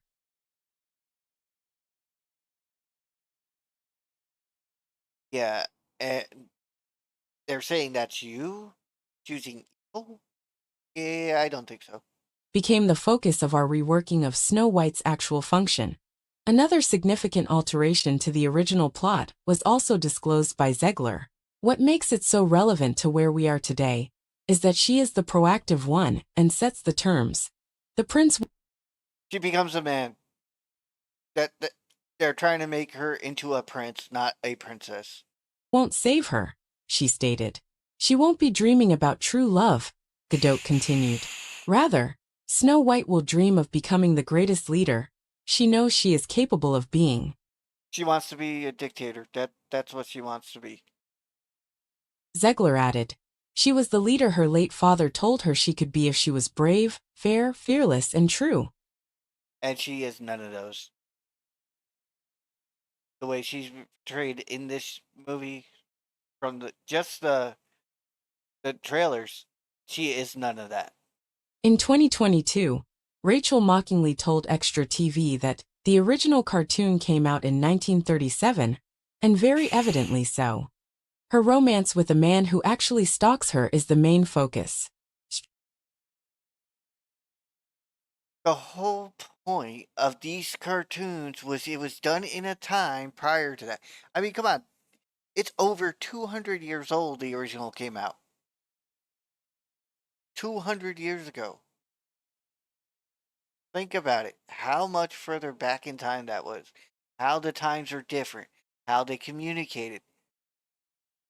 In order to communicate, you had to go in person. That's how you look. You seen a girl you liked, you went up to her and you started talking to her. That was how they would meet back then.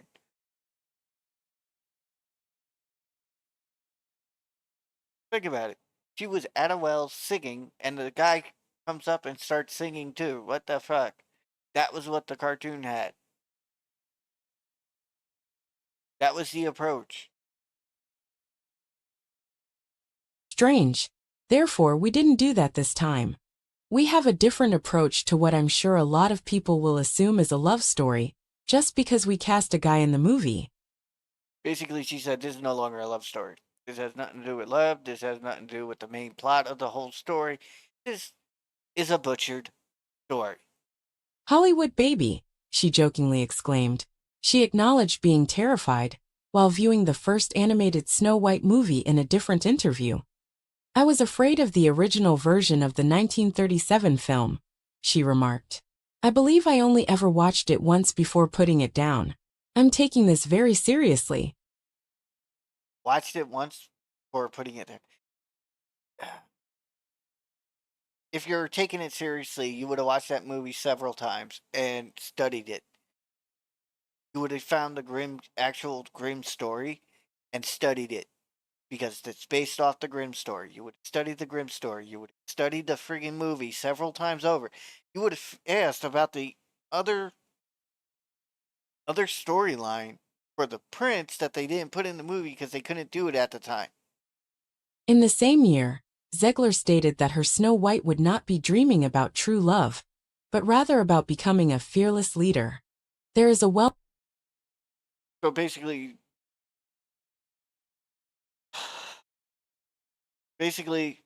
they are like, she wants to become a true leader. No, she wants to become a dictator. That's what that's about. Think about it. She goes into the dwarf's house. And the first one, she cleaned the house as a gift, thinking it was 7 little kids. Because how small the stuff was. She thought it was kids living there. Which it turned out it wasn't. It was 7 dwarves. And she cleaned the house as a surprise to help them out because their house was filthy as hell. Right? So she's like, oh, hell no. I'm going to clean this. She was paying rent by cleaning the place. That's what it turned out. And they became friends along the way. well-known scene in which Snow White falls into a lake via a trapdoor-like structure in a woodland. The Golden Globe winner told Cosmo, "And we did it. And I got scuba diving training so that I could spend a long time underwater. You become proficient in using a breathing tube." Pete, a former Navy member, was always linked to me and attached to me. In essence, I underwent training for a total of 48 hours, and then spent 2 full days shooting. 7 hours were spent submerged. Yeah, and they want you to believe that it's good stuff. I'll share it anyway, because I don't care which one it is. It just keeps putting it on there. And I'm promoting both of them if you think about it.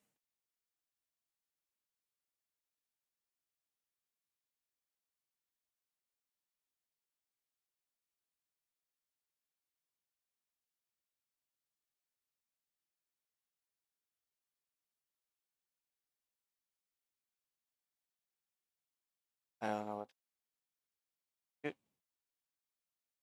Yeah. Anyway, they want to fuck around with a beloved story and screw it up. That's on them. That was the one we just watched. Official trailer. I've already seen. Have you seen this?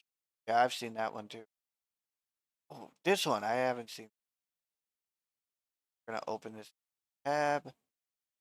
We're gonna check it out. After everything that's happened, you'd think it'd be impossible for the upcoming Snow White film to fall any further, but somehow Disney found a way. And with the recent release of the official trailer, the Snow White disasters got even worse. Now, Snow White has been played up as one of Disney's biggest projects, and as such, you'd think they go above and beyond with the marketing. However, as we all know, it's been an absolute train wreck from the beginning, ever since the main co-stars trashed on the original characters. And all during this build-up, audiences barely got a peek at the official trailer. It was all just these teasers that never really amounted to anything. Most were expecting Disney to publish the official Snow White trailer alongside the release of Wicked, as not only would it be a smart marketing move, but it made the most sense thematically. And while that's exactly what Disney did, their strategy was unconventional. The trailer and official poster were only available in a few theaters. For just over a week, promotions didn't go any further. No one could find the official new trailer anywhere. It took someone leaking a recording of it before the rest of the internet could even get a glimpse. But still, not even the leak got Disney to post the trailer on its official accounts. It was almost like the studio was desperate to keep their trailer out of the public eye. Like they were hiding it. They knew it was fucked up. That's why they had to hide it.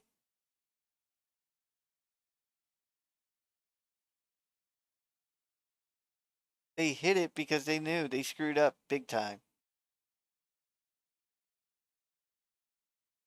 If you got a big pile of shit, what are you gonna do? You're gonna bury it or flush it down the toilet. Yeah, that's what they did. They were like, oh, we gotta hide this shit. We gotta bury it.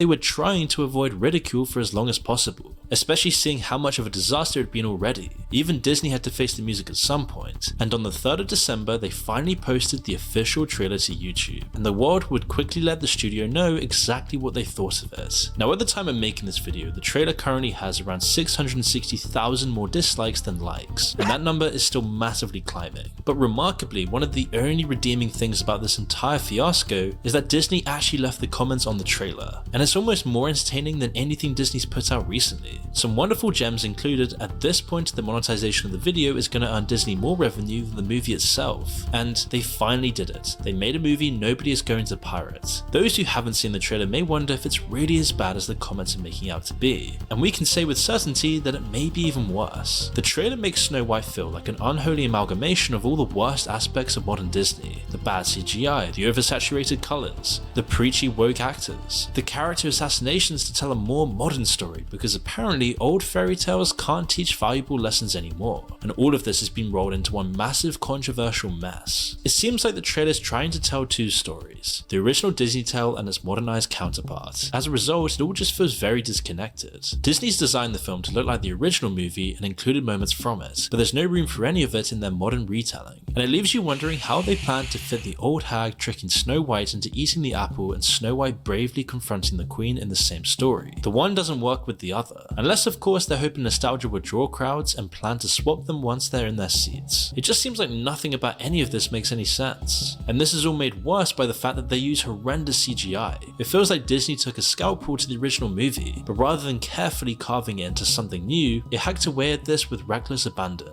Every bit of animation feels oversaturated, artificial, and just lifeless. While the creatures move around and pull expressions similar to their 2D counterparts, there's just no life to them. None of the magic that Walt Disney originally thought of. They're essentially just glorified plushies, and the dwarfs are even worse. Knowing the whole scandal about the dwarfs to begin with Peter Dinklage even pressuring Disney not to use dwarf actors, it was originally supposed to be 7 diverse magical dwarfs. But now seeing the huge backlash to that, their faces are unfortunately I gotta step away for a sec. So y'all can still watch this, but I'm just gonna step away. A combination of animation and hyper-realism, and the result's terrible. It's hard to believe that a studio like Disney with all its resources could have such terrible CGI. This is the same studio responsible for producing Narnia, and yet somehow even Narnia, an almost 20-year-old film with a smaller budget and less advanced technology, has better CGI. It's a real wonder how Disney went from designing a realistic lion with natural facial expressions to an over-cartoonized turtle. Knowing the amount of hate the film's already got just from the actresses alone, Disney also seems to have really abandoned the production value here. And it's not just the animals and dwarfs that feel artificial. The sets look very obviously green screened and something about the costumes feels off. They seem almost cheap and plastic, like toys designed for children rather than set pieces for a multi-million-dollar movie. The people are the only things that don't feel like they were pulled out of a cartoon, and as a result, they just look out of place. The only person who doesn't seem to look out of place in the trailer was the old hag. Now I know it's meant to be a kids movie and children may not be worried about the smaller details as much, but kids still deserve good content and so do adults. And Disney has become so reliant on CGI in the last few years that their projects just seem so lazy. You don't even have to go that far back to see how much the over-reliance on CGI has changed the complete quality of the studio as a whole. And you know it's just this corporate soulless board at the top of the company looking to cost cut and make as much profit from this stuff as possible. I mean, you just look at the difference between Lily James's dress in Cinderella and Zegler's in the new trailer. There's absolutely no contest. And the fact that there's barely a 10-year difference between the two films is devastating. Not even the acting can save this abomination of a film, and in some cases, it's actually contributing to its failure. While Rachel Zegler is currently one of the most disliked Disney actresses, due to her terrible interviews last year, her role isn't actually unearned. She can deliver the lines well, and there's no denying that she can sing. However, Gal Gadot's performance as the evil queen leaves much to be desired.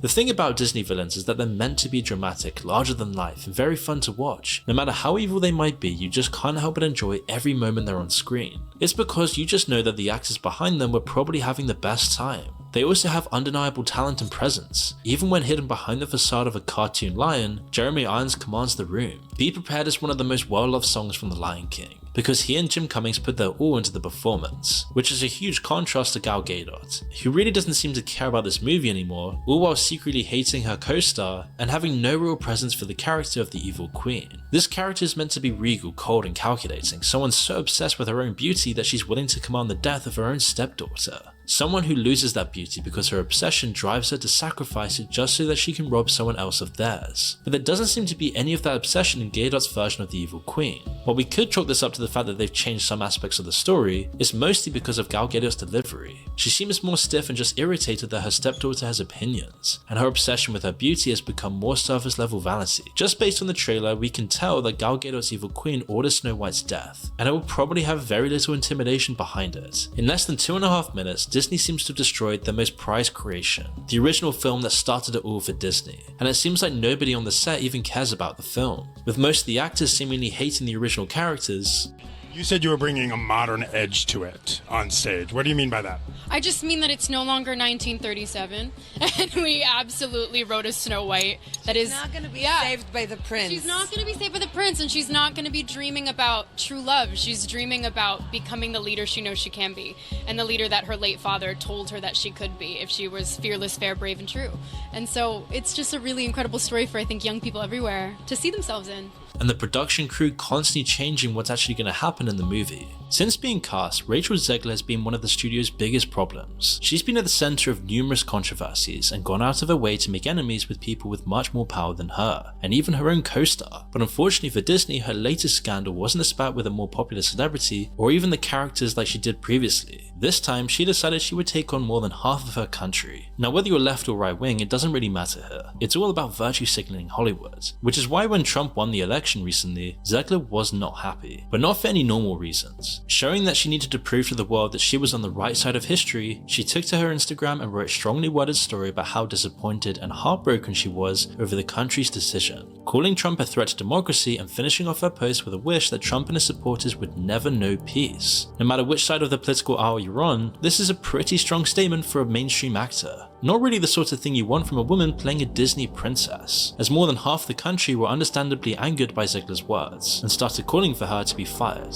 which isn't the first time that people have called for this. After this, people suspected that Disney sent her a very stern email, as Zegler quickly returned to Instagram to deliver a half-hearted apology. She explained that she let her emotions get the best of her and was committed to contributing positively towards a better tomorrow. The apology is very carefully worded, as if Disney had told her exactly what to say. However, no one else was buying it. Zegler had shown her true colors once again, and after many forced apologies, nobody was buying it anymore. But it wasn't just hurting Snow White's chances of success, it was also poking holes in Disney's paper-thin arguments over its integrity, as there's been far too many scandals to count with Disney in recent years, and we've actually made several videos in the past discussing just this alone. And Disney, seeing the backlash they've got to all their virtue signaling stuff, are now trying to reel it in, but it seems seems like they're losing control of all of this, which is why many suspect that Disney is once again bracing itself for a rough start to 2025. This comes after many years of disaster, as money has just been going down the drain for the company recently. Now, of course, Disney is notorious for having big budgets for its films. It dedicates thousands of hours and millions of dollars to projects that people love. However, it seems like as the cost of projects has gone up, the quality has also taken a nosedive, as we can quite clearly see with Snow White. According to Forbes, production costs have jumped up to $269.4 million,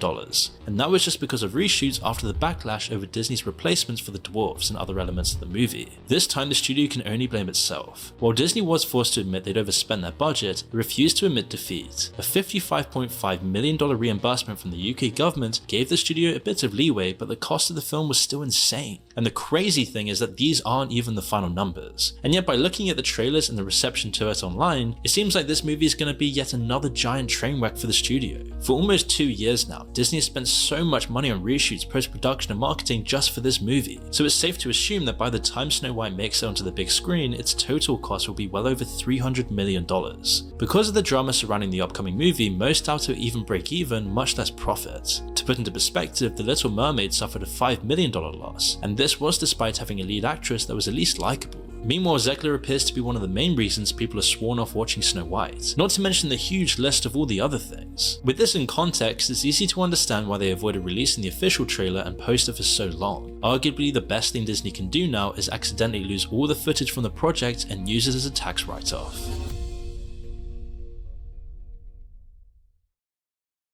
If they're smart, that's what they do. But they're not.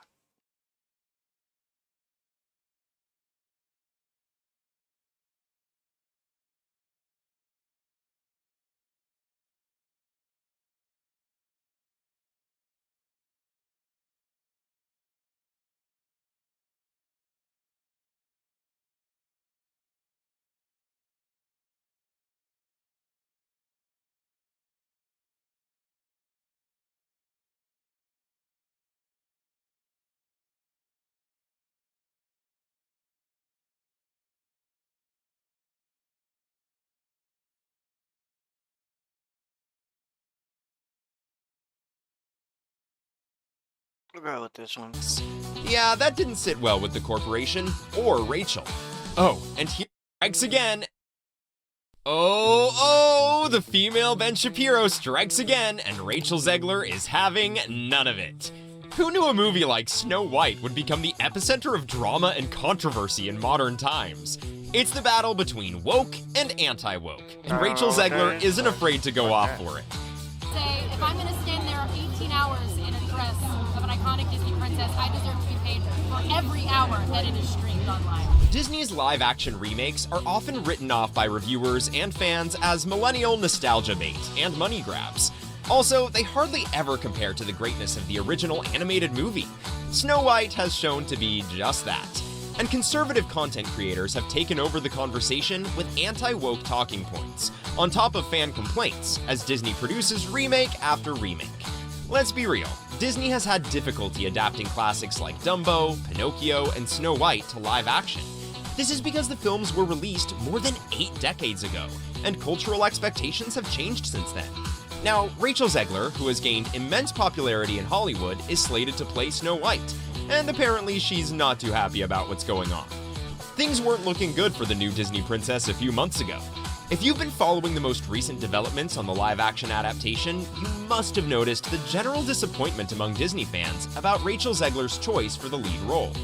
Plus, her take on the 1937 Snow White and the Seven Dwarfs plot has drawn criticism, especially in light of the conventional depiction of Snow White as having skin as white as snow. Look, Walt Disney's breakthrough animated masterwork Snow White and the Seven Dwarfs was released in 1937 and left a mark on cinema history. The movie's importance went beyond its box office performance. It set the standard for upcoming animated projects and solidified Disney's position as a pioneer in the animation industry. Viewers were taken to a magical realm by the classic tale of Snow White, the beautiful princess, and her adventures with the evil queen and the endearing Seven Dwarfs. The Grimm's brothers' German fairy tale, Schneewittchen, which is known as Snow White in English, served as the basis for the movie. The version of The Grimms, which was published in 1812, included crucial plot points like the poisoned apple, the jealous stepmother, and the prince's kiss that saved her life. The fairy tale written by the Grimms itself is influenced by older European tradition. These classic components were given fresh life by Disney's 1937 adaptation, which also provided a visually spectacular interpretation that has kept Snow White's enduring charm for many years. So naturally, a huge portion of Disney's fan base has expressed disapproval of the company over its planned live-action adaptation of the famous story. Rachel Zegler is Snow White in this rendition, and her remarks have only made the outrage more heated. She called the original story strange, and hinted that the live-action adaptation would not follow the conventional prince rescues princess plot. She's not going to be saved by the prince, and she's not going to be dreaming about true love. She's dreaming about becoming the leader she knows she can be. Zegler's tone was met with criticism from an unholy combination of Disney fans, anti-woke content artists, and well-known film talk critics who called her a walking PR disaster for Disney, and even accused her of shaming anyone who liked the animated original. Lately, Disney has come under fire from both progressive and reactionary observers for their attempts to give their princesses greater agency, which they claim are shallow and unauthentic. Criticism has also been directed at Disney's choice to substitute magical creatures for the well-known Seven Dwarfs. The adaptation is being called Snow White, not Snow White and the Seven Dwarfs, and well, a lot of criticism was directed at the remake's take of dwarfs. The star of Game of Thrones, Peter Dinklage, called Disney's adaptation a backward story, adding that he was a little surprised that the company was happy to put a Latina actress in the role of Snow White while maintaining the plot of Snow White and the Seven Dwarfs. You're progressive in one way, but you're still making that fucking backward story of seven dwarves living in a cave. What the f*** are you doing, man? Disney responded to Dinklage's remarks by saying that they're taking a different approach with these 7 characters and have been consulting with members of the dwarfism community in order to avoid reinforcing stereotypes from the original animated film. Because of all this, even though the film's premiere is anticipated by loyal fans, Disney is facing major financial difficulties. According to reports, the corporation needs to make more than $340 million in ticket sales to break even, and as production goes on, this amount could increase.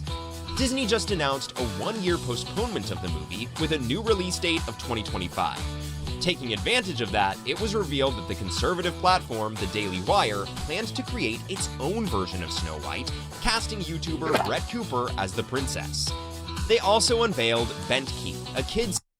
Yes, and everybody can't wait to see this movie from The Daily Wire. Everybody's hyped up about it. They want to see it. They're waiting.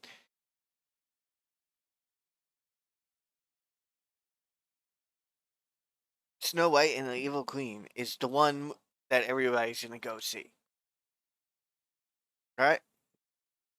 And the fact that everybody's waiting for this one so it can outplay Disney movie tells you how far out of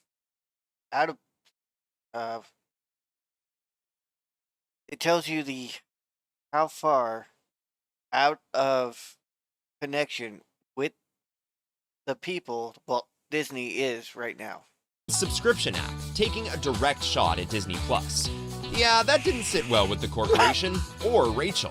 Oh, and hearing Rachel's comments, David Hand, a Disney designer from the 1990s and the son of a director from the first movie, voiced his disappointment towards Disney. Many of these plot twists have been deemed insulting by him, and he has expressed disapproval of the drastic changes made to the story and character depictions. He argued that the legacy of Disney and the accomplishments made by his father are not being given enough credit. There was a rumor going around that Rachel Zegler was enraged upon the announcement of the anti-woke Snow White from the Daily Wire.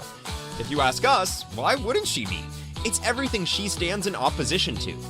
Daily Wire's film Snow White and the Evil Queen, which is based on the classic Grimm's fairy tale, stars YouTuber Brett Cooper as the princess.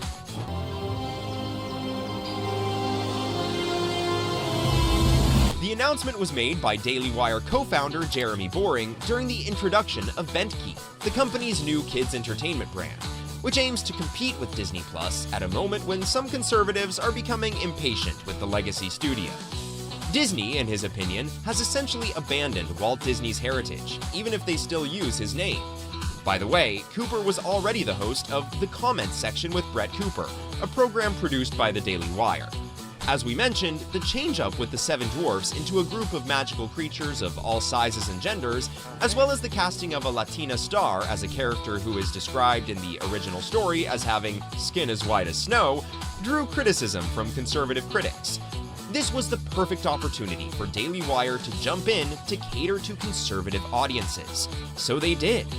Then a flurry of remarks Rachel made that suggested she didn't like the original movie and that the remake would handle the iconic character quite differently generated a whole lot of commotion. You know, the original cartoon came out in 1937, and very evidently so. There's a big focus on her love story with a guy who literally stalks her. Yeah. Weird. Several people have accused Zegler of pseudo-feminism, since videos of her statements have been making the rounds online. The initial outrage grew when Rachel Zegler revealed details about the planned movie in multiple interviews, alluding to major deviations from Walt Disney's original story. Zegler not only called the OG movie strange, she also stressed that her version differs from the 1937 one, where it was all longing for true love and dependence on a prince to save her. Rather, she emphasized on Snow White's desire to be a living example of courage, justice, bravery, and truth. Yeah, that's what didn't sit well with people. Zegler also hinted at possible changes to the character of Jonathan, played by Andrew Burnap, which sparked rumors about what would happen to him in the movie. If you ask Jeremy Boring, he thinks Americans are tired of giving their money to woke media companies who want to indoctrinate their children with radical race and gender theory. And guess what? That's why Rachel Zegler fired up the criticism by revealing that the remake will have a modern edge, which is different from the 1937 Snow White. The actress faced more backlash for saying that the prince was a guy who literally stalks her. Plus, Rachel also discussed rewriting Snow White's story to place less emphasis on finding true love, a move that some original Snow White fans deemed anti-feminist. They argued that women's ability to dream of real love does not point towards a drop in their authority. Because of all this, critics have written off Disney's live-action remake as cheap shots that will never quite match the quality of the original animated movies. But in response to the internet bullies and trolls who criticized Rachel Zegler's casting, she's chosen to stand her ground. The 22-year-old has refused to let the hate get to her. She expressed her gratitude for those times, saying that getting through it all makes her feel like solid Teflon. Rachel believes that nothing can hurt her anymore because the trolls have said the worst that can be said. And only time will tell which Snow White does well with the audiences. Let us know in the comments below what you think about the two Snow Whites. Are you Team Zegler or Team Cooper? And if you want to know what Brett Cooper has to say about her fellow Snow White, then this is the next video that you need to watch.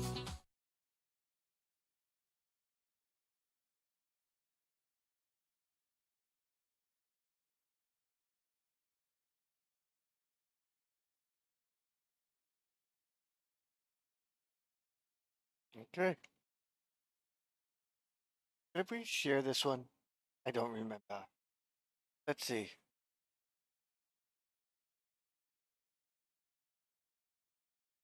It doesn't matter. Post it.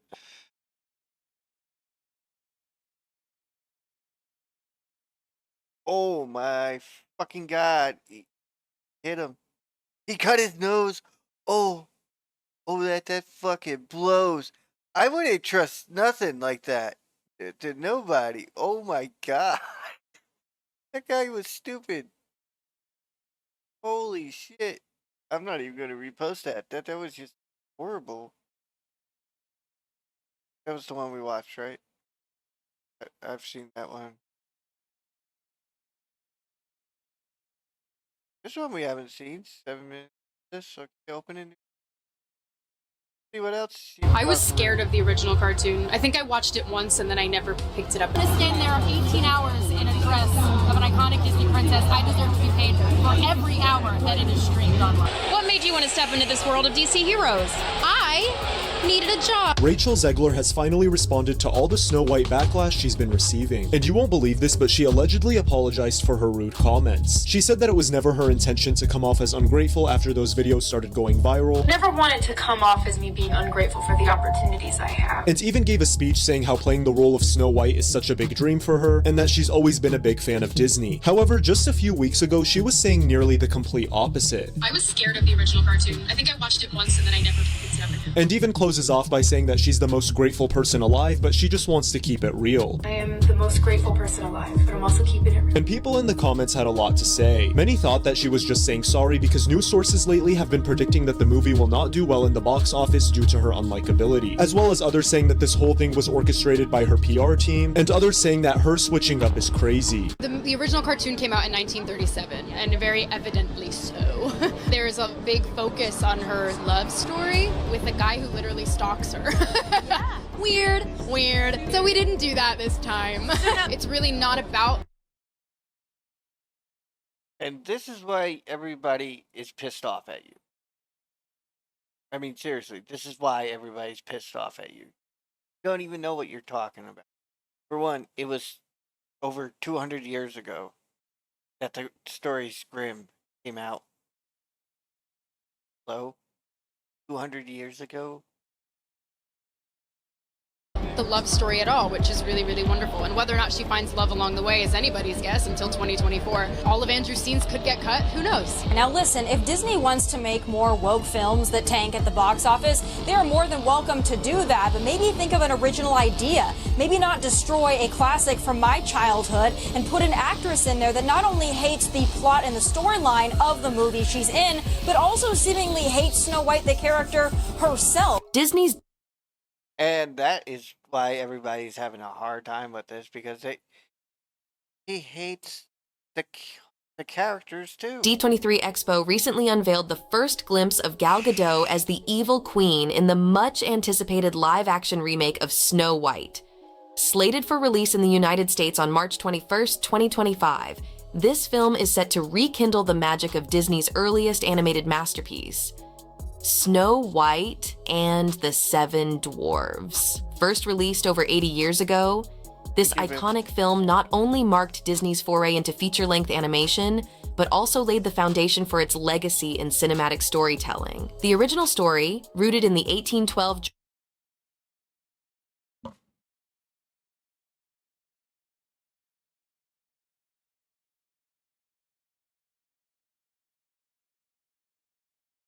German fairy tale by the Brothers Grimm, remains a timeless classic. In this reimagined version, Rachel Zegler takes on the role of Snow White, while Gal Gadot brings a new dimension to the character of the evil queen. The cast also includes Andrew Burnap as Jonathan and Martin Kleba as Grumpy, adding fresh faces to familiar roles. Directed and produced by Mark Webb, known for his work on films like The Amazing Spider-Man.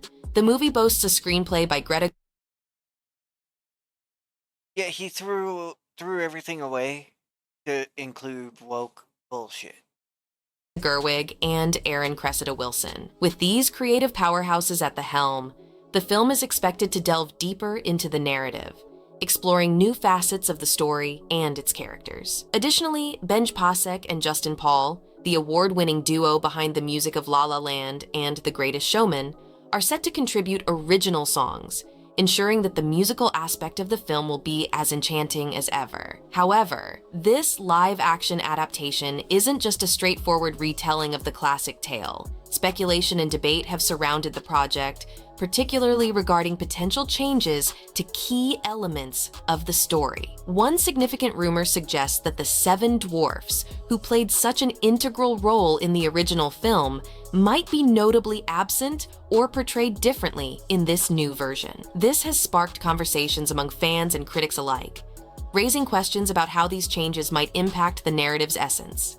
Moreover, there has been widespread discussion about Rachel Zegler's involvement in the project. Despite being cast as the titular character, rumors have circulated that she might step away from the role. This speculation has fueled curiosity and concern among fans, as Zegler's departure would be a surprising development given the scale and significance of the project.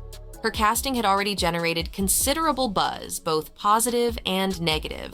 Due to her unique background, she is of Colombian and Polish descent, challenging traditional depictions of Snow White. As anticipation builds for this reimagined version of Snow White, It's clear that this film will offer both a nostalgic homage to Disney's origins and a fresh take on a beloved story. With its star-studded cast, visionary direction, and potential plot twists, this live-action remake is poised to be one of Disney's most talked-about projects in the coming years. Whether it will meet or defy expectations remains to be seen, but one thing is certain, Skjarkal, this Snow White will be anything but ordinary. The ongoing drama surrounding Disney's upcoming live-action Snow White remake has taken on a life of its own, with Rachel Zegler at the center of a whirlwind of controversy. The young actress, who was cast as Snow White, has found herself in the spotlight for reasons that extend far beyond her role in the film. The buzz began when some of her past interviews resurfaced, revealing her candid thoughts about the original 1937 animated classic.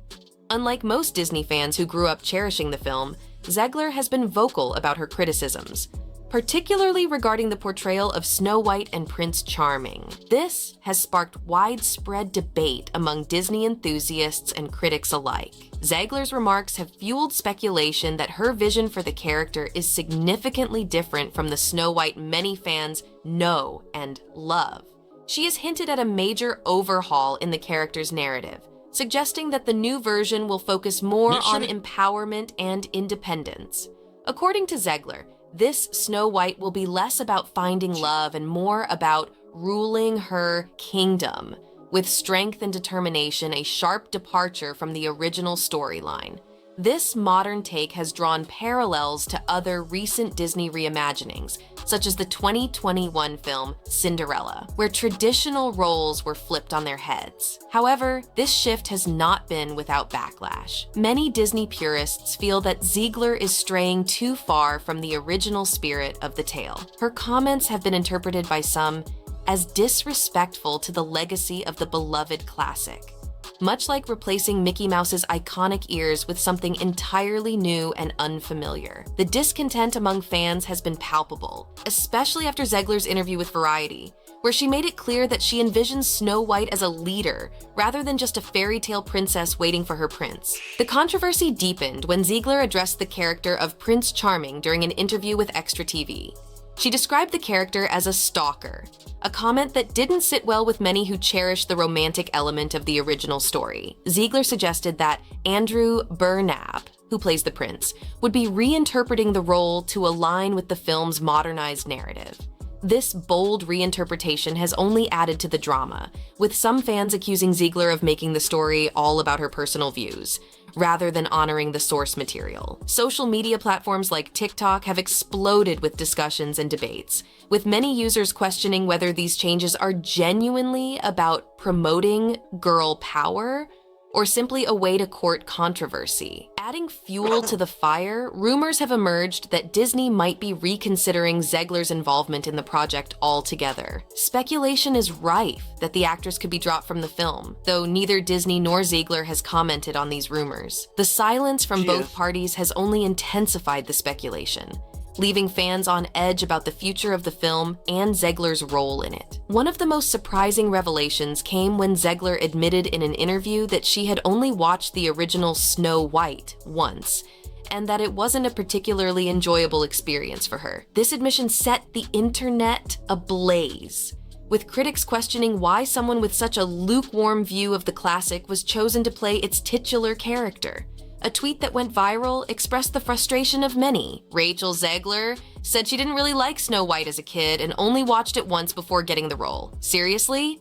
Out of all the actresses who love Snow White, she's the one playing her? This sentiment has been echoed by a significant portion of the fan base, casting doubt on Disney's casting decision. Disney has also faced criticism from public figures like Tomi Lahren, who did not mince words when addressing the studio's direction with the remake. Lahren argued that Disney's decision to radically change a beloved classic could backfire, potentially leading to a box office flop. She questioned the rationale behind casting Zegler, someone who has openly criticized the original film, as the new Snow White. Lahren dug deeper into Zegler's past interviews, highlighting her dismissive comments about the original story, and even noting Zegler's suggestion of a dress surcharge for wearing Snow White's iconic gown. Lahren accused Zegler of biting the hand that feeds her, a sentiment that resonates with those who believe Zegler is not showing the proper respect for the role she has been given. Despite the growing controversy, Ziegler has remained largely unfazed, continuing to champion her vision for the character and the film. She has not publicly responded to the mounting criticism, choosing instead to focus on the project at hand. Whether her vision will resonate with audiences or alienate longtime fans remains to be seen. But one thing is certain, the conversation surrounding Disney's Snow White remake is far from over. As the release date approaches, all eyes will be on Disney and Zegler, waiting to see how this high-stakes drama unfolds.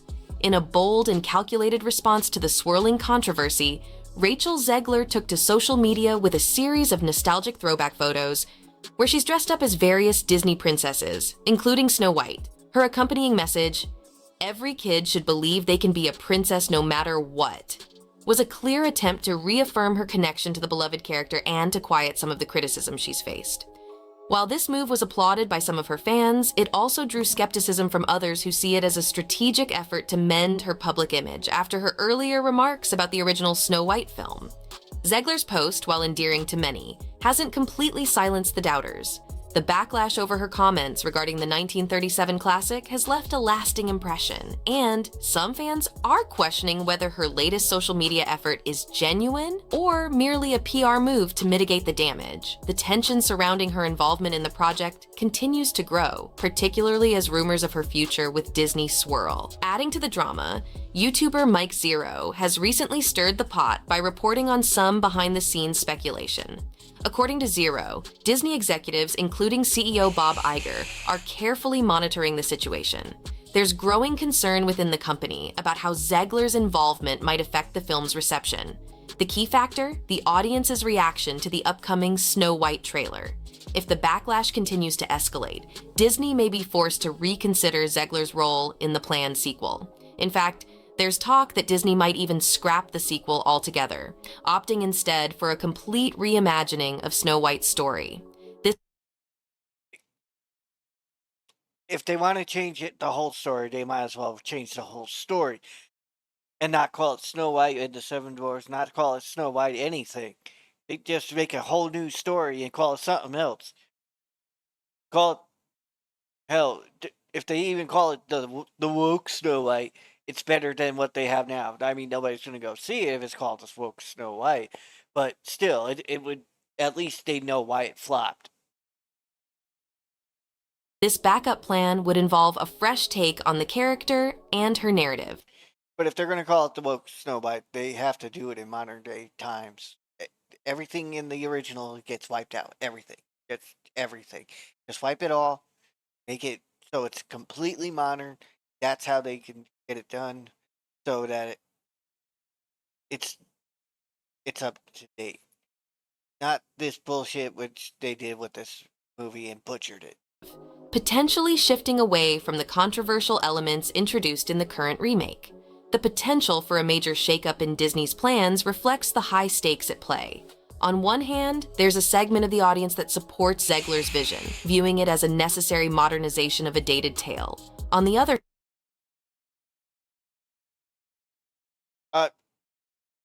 necessary my ass. It is not necessary for you to put the woke agenda in there. If you want to modernize it, you bring it up to date. You got to modernize it completely. I mean, you don't try to make it make a backdated story into a modern day story by not modernizing the whole thing. You're doing it in a time when none of this modern shit was there. So you already ruined the story by bringing in modern shit to that time. So if you want to modernize it to today's story, you got to bring it to today, and there will be no prince and there are no princesses. You know what I'm saying? It would have to be something else. Well, you can still make up a fake prince and princess. I mean, come on, it's a story after all, so you can actually make it princess. But all this other bullshit, they would have to go to school together or something like that in modern one, just to get it up to date. Like, you know what I'm saying? That's how they would have to meet and be to keep the romance going, you know? But they want to get rid of the romance, so they meet in college or something like that. The girl doesn't find the guy attractive or something like that, and he tries to woo her, but she doesn't want anything to do with it and gets friend zoned. That's how you do it. Well, if you do it with modern feminism, the guy says hi and she starts yelling for help. I mean, that's what they do. They don't even give you they won't even say hi to you. They'll just start calling for help. And the guy's like, I didn't even do anything. All I said was hi. On the other hand, there's a vocal group of fans who feel that the classic story should be preserved, untouched by contemporary reinterpretation. I got called creepy because I smiled. This clash between innovation and tradition has sparked intense debate, with Disney caught in the middle, trying to balance the expectations of a diverse audience. As this situation unfolds, the question of Rachel Zegler's future looms large. Will she manage to turn this controversy into a catalyst for greater success, proving her resilience and adaptability in Hollywood? Or will the ongoing Snow White saga cast a long shadow over her burgeoning career? The outcome could significantly influence the trajectory of her career, either solidifying her as a versatile actress unafraid to challenge the status quo, or marking a setback that could be difficult to overcome. For Disney, the stakes are equally high. The company is at a pivotal moment, deciding whether to forge ahead with a bold, new vision for Snow White or to retreat to the safety of the familiar. This decision will not only impact the Snow White remake, but could also set a precedent for how Disney approaches future adaptations of its classic tales. As the debate rages on, one thing is clear: Snow White's story and Rachel Zegler's involvement in it has become a lightning rod for discussions about the direction of Disney's live-action remakes. As we look to the future, the trajectory of both the film and Zegler's career hangs in the balance. Will Disney stick to its current path and deliver a Snow White that challenges expectations?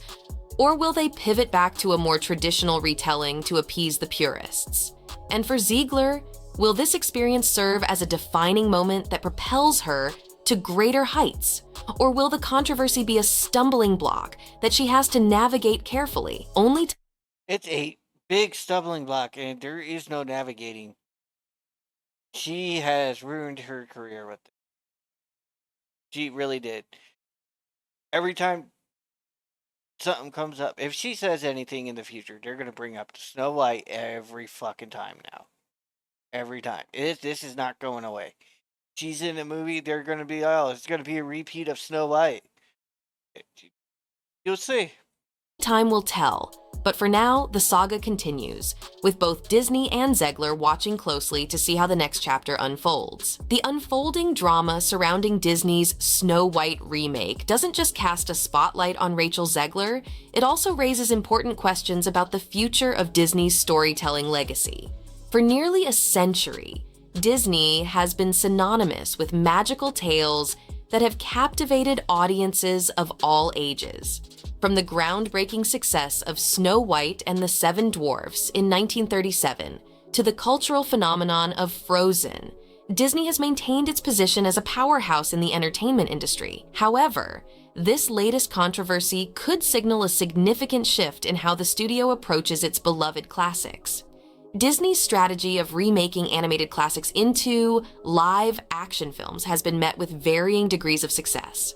Films like The Lion King and Beauty and the Beast were box office hits, despite some criticism over their faithfulness to the originals. However, other attempts, such as Mulan, faced backlash for deviating too far from the source material, leading to disappointing returns and a fractured fan base. The current situation with Snow White is reminiscent of these past controversies, but carries even greater stakes due to the iconic nature of the original film. As Disney navigates this delicate balance between honoring tradition and embracing modern sensibilities, the company must tread carefully to avoid alienating its core audience while still appealing to a new generation. Disney's golden touch in storytelling has always relied on its ability to connect with audiences on an emotional level, often through tales that transcend time and culture. Yet, In an era where societal values are rapidly evolving, the challenge lies in reinterpreting these timeless stories in a way that resonates with today's viewers without losing the essence that made them beloved in the first place. The debate over Rachel Zegler's portrayal of Snow White and the potential changes to the narrative reflects a broader cultural conversation about the relevance of traditional narratives in modern times. Can a story like Snow White, with its origins in a much different era, be successfully reimagined to reflect contemporary ideals of empowerment and inclusivity? Or does tampering with such a classic risk diluting its magic? For Disney, the stakes extend beyond just this one film. The outcome of the Snow White remake could influence the company's future approach to reimagining its other iconic properties. If the film succeeds, it could pave the way for more bold reinterpretations, giving Disney the confidence to continue pushing the boundaries of its storytelling. On the other hand, if it fails to connect with audiences, it could prompt the studio to return to more conservative adaptations, sticking closely to the beloved formulas of the past. But perhaps the most important question is how audiences will respond. As viewers, you hold the power to shape the future of these stories. Will Rachel Zegler's Snow White resonate with you as a symbol of modern femininity? Or will you long for the nostalgia of the original? Should Disney continue to innovate and take risks with its classic tales? Or is it time for the studio to take a step back and preserve the timelessness of its original creations? And of course, the ultimate test will come when the film finally hits theaters. Will you be among those eagerly buying tickets for the premiere, curious to see how this new interpretation unfolds? Or will you be one of the many who choose to pass, perhaps waiting to see how the dust settles before deciding whether this Snow White is worth your time? In the end, Disney's ability to maintain its golden touch in storytelling may depend not just on its creative choices, but on how well it can read and respond to the desires and expectations of its audience. As the anticipation builds and the debates intensify, one thing is certain: the release of the new Snow White will be a momentous occasion, one that could shape the future of Disney's live-action endeavors for years to come. Unless they go back to the way they were, they're gonna be screwed a lot. They really are. I'm pretty sure I sent this one. We'll just end it here. But yeah, they screwed themselves so hard with the whole thing.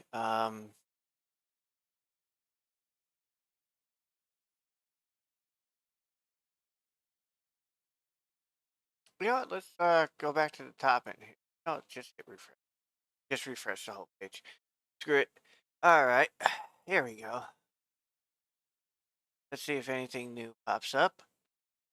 Hopefully something does. All right. Oh, that's definitely new. Let's see. Ooh, okay. Opening new tab. Well, yeah. What we're gonna do, we're gonna pause it for one.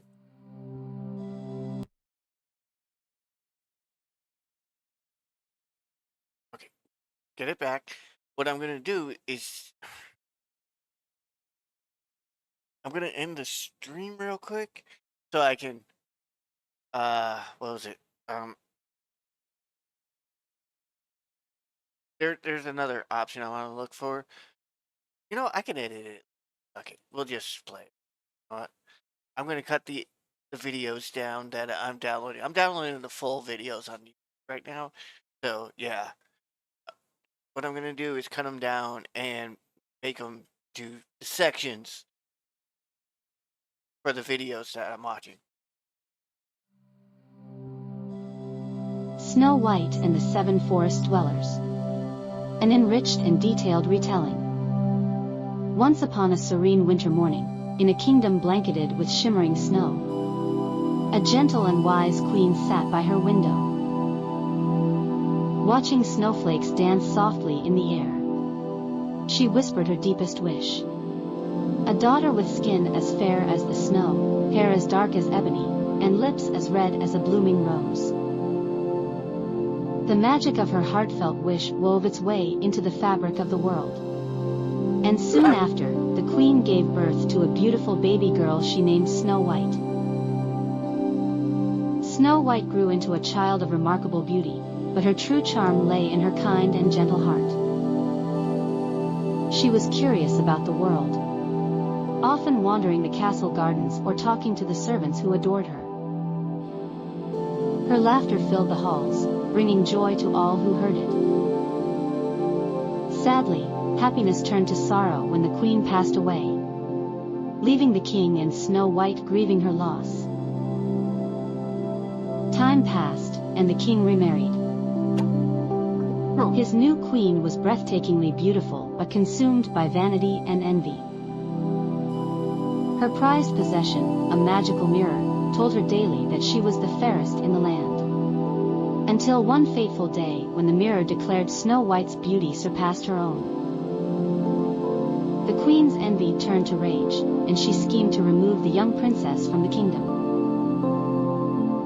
The queen ordered a huntsman to take Snow White into the forest and ensure she would not return. However, the huntsman, moved by Snow White's innocence, spared her life. "Run, child," he whispered, and never look back. Lost and frightened, Snow White wandered deeper into the forest, her tears mixing with the soft moss underfoot. Amidst towering trees and dappled sunlight, she stumbled upon a tiny, charming cottage. It was a cozy home, with handmade furniture and tiny beds lined up in a row. Exhausted, she curled up on one of the beds and fell into a peaceful sleep.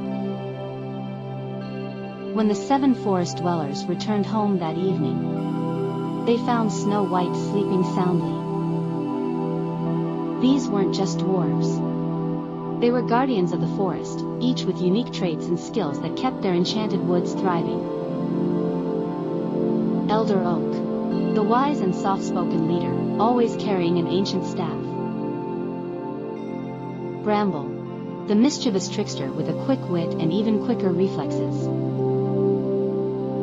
Fern, the nurturing healer who knew every plant and its purpose. Spruce, the brave protector who could command the forest creatures. Willow, the gentle artist who carved intricate designs into wood. Thistle, the inventor who tinkered with curious contraptions. Moss, the quiet observer with a deep connection to the forest's magic. They welcomed Snow White with warm hearts and a hearty meal, quickly growing fond of her. Snow White, in turn, brought light and joy into their lives, helping around the cottage and learning their ways. Back in the castle, the queen asked her mirror once again, and its answer sent her into a rage. Snow White, living deep in the forest, is still the fairest of them all. Yeah. Okay. Yeah. I really wanted to, but I just can't stand the music. The music is killing me right now. You know what I mean? So I'll share this. If you want to watch it, y'all go on my site and friggin' get it now. I posted it. Be able to find it and watch it. I'm done. That was pretty hard. What the hell? Say that? Why did? Wait, what's this? That's fine. I thought it was gonna be better than it was. Seen that one. We've seen those. Yeah. No, that's still the same. Wait, what's this? Okay, this doesn't say I've watched it. So we'll open it in a new tab. The official trailer of Disney's Snow White movie has been released and it's being slammed as woke. Let's just take a look at the trailer. Since last month, Bob Iger, the CEO of Disney, has been in a state of complete and utter disarray. This is due to the fact that everything that he and his executives attempted to accomplish with Snow White was, in fact, unsuccessful. Despite the fact that Snow White PR has already reached its lowest point, the film is scheduled to be released in theaters on March 21st, 2025. The nightmare of an unimaginable boycott by the public reached its peak in August when the first trailer was released, and it is still going on despite the fact that Disney played a lot of tricks to save themselves from the backlash of the public. The trailer was initially leaked on the YouTube channel, and then Disney chose to conceal it like a dirty little secret rather than releasing it across every screen and platform. They chose to conceal it because they didn't want the backlash that they knew it was coming. They knew it was coming. Don't get it wrong. Don't get me wrong. They knew it was coming. They didn't want the backlash. That's why they were concealing it. It's a simple fact. They knew it was coming. They were trying to avoid it, and they failed because somebody leaked it. Platform that could possibly be imagined. For slightly more than a week, it was only available in a select number of theaters. Nothing, not even official uploads, not even widespread promotions. But it wasn't until a recording was disclosed that the internet was even able to get a whiff of it. Honestly, I had the impression that Disney was trying to conceal the trailer as if they were aware that it was a failure and wanted to postpone the inevitable criticism that would be directed toward it. That's exactly what they did. However, there is a limit to how long you can avoid facing reality. On December 3rd, unless they scrapped the whole project, then it would have been good. They finally uploaded the trailer to YouTube, and let's just say that the response was not very positive. There have been a staggering 786,000 people who have disliked the trailer, while there have only been 31,000 people who have liked it, and the gap between the two numbers is only growing. To everyone's surprise, Disney has left the comment section open, and to tell you the truth, the comments are more entertaining than the original post. The monetization from this trailer has the potential to make more money than the actual movie, and Disney has finally achieved this goal. This trailer is more successful than anything Disney has produced in recent years. They created a movie that no one wants to steal, or at least the tip of the iceberg. The tip of the They made a movie nobody is willing to steal. Yes, that's why people have chose to remake the movie properly and not have to steal the woke bullshit that they always seem to pride themselves on when nobody wants that shit. You know what I'm saying? The iceberg is a nasty world out there. Those of you who have not yet seen the trailer might be wondering whether or not it is truly that terrible. It is even more severe. Imagine the worst aspects of contemporary Disney, such as the preachy tone, the lifeless computer-generated imagery, the oversaturated colors, and the perplexing character rewrites, and then combine all of these elements into a single coherent mess. The end result of these ridiculous maneuvers is an awkward combination. No, it wasn't a single coherent mess. It was a single incoherent mess. Okay? The whole thing is a complete disaster. Of the original Snow White and some bizarre woke additions, and it is without a doubt not going to work. Even get me started on the computer generated imagery. It is a terrible thing. In the past, Disney was considered the industry standard for animation. However, everything in this place feels extremely artificial and lifeless. As an example, the animals imitate their two-dimensional counterparts, but yeah, that's not realism. That is cartoonish. You said it was a live action remake. So they need to be realism. Realism. Do not possess any genuine vibes. They are merely glorified plush toys that move around like animatronics purchased from a discount store. Who knows, they might actually be animatronics. So, completely a theme park. On the other hand, The Dwarves recall the controversy that occurred when Peter Dinklage voiced his disapproval of the use of dwarf actors. In response, Disney went into a panic and rebranded. They didn't even ask the dwarf actors if they wanted a job, okay? For one, that's one person's opinion. If you go off one person's opinion, you would never get anything done. Because, guess what? The boss is in charge, not a single person's opinion. If look at this, one person's opinion, and they decided they're not going to hire dwarf actors anymore. I love the original Willow. That was a great movie. I want to see the second one. I really do. I just haven't seen it because there's too much woke stuff in the movies. So I chose not to go because I'm not going to support that crap. But I really wanted to see it. I'll probably look it up later and see if I can find it. Branded the dwarfs as 7 magical beings, which, after receiving a significant amount of criticism, did not go over well. Also, they attempted to go back on their decision, but the consequences are only painful. The appearance of the dwarves is nothing short of bizarre, and they are a confounding combination of animation and hyper-realism. The fact that this is the same studio is difficult to believe. Films such as The Chronicles of Narnia, which even 2 decades ago managed to have significantly better computer graphics on a smaller budget, were produced as a result of this. Yeah, this is what a lot of people are pissed off about. Think about it. You had really good graphics out there, and you chose to go with the crappy looking one. I mean, seriously, the crappy looking one. You chose you were better off choosing the dwarf actors because dwarfism is a disease. Dwarf actors would have been much better. No, it's not a disease. It's a medical condition. I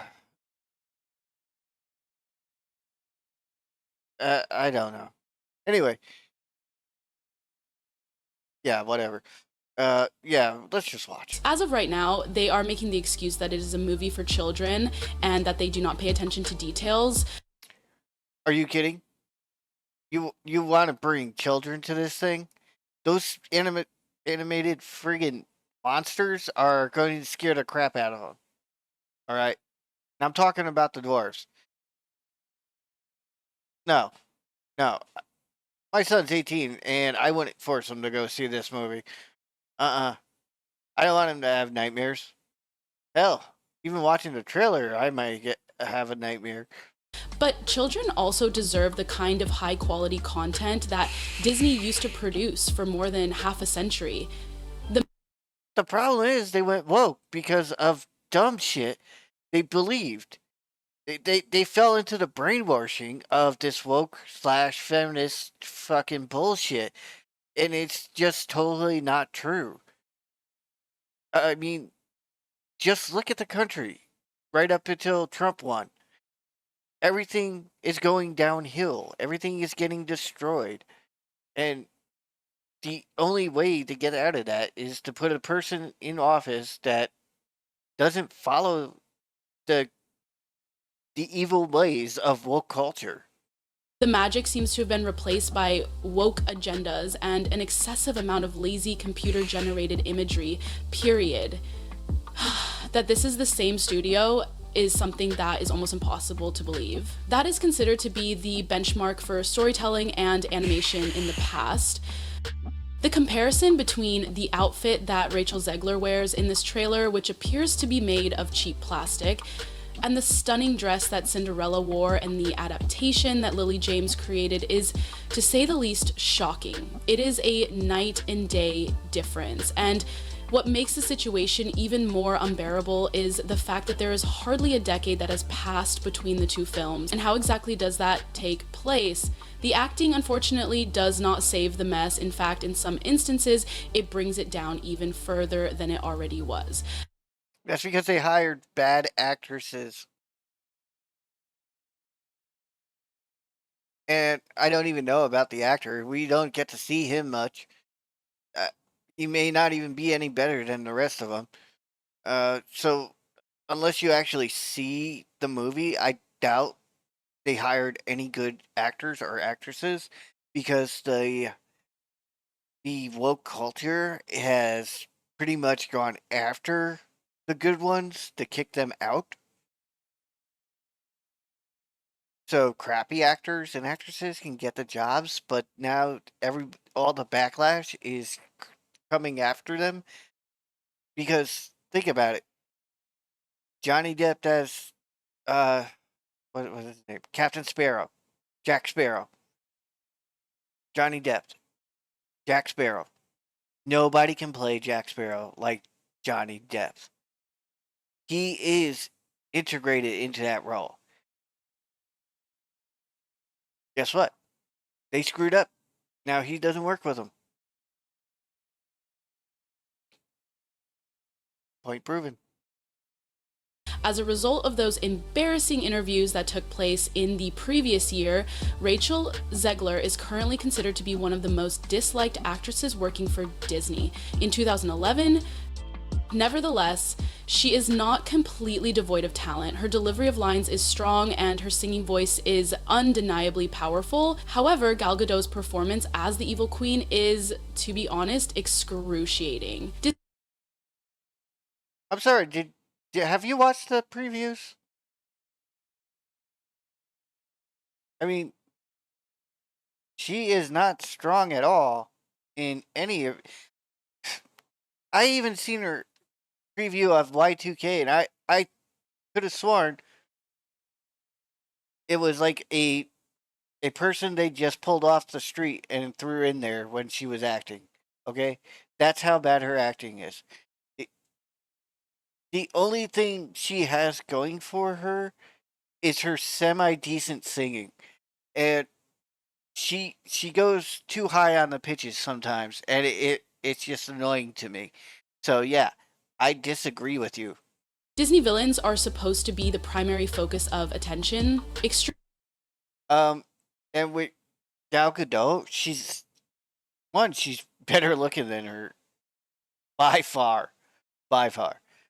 Two, yeah, with the language constraint, there is an issue with her acting, but that's because of the. I think it's hello.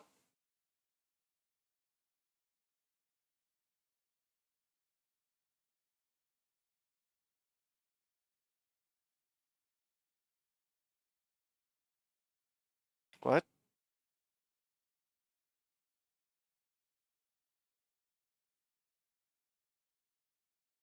See, that be translated or something? Translate to English. It didn't even translate. Really? Okay, I have no idea what you're trying to say there, but yeah. Extremely dramatic and dripping with flair, larger than lifelike. Do you believe that Jeremy Irons is such a magnetic character that even a cartoon lion would feel compelled to obey him? On the other hand, yeah, that's cool. I'm sorry. I only speak English. I'm dyslexic, so I was never able to learn another language.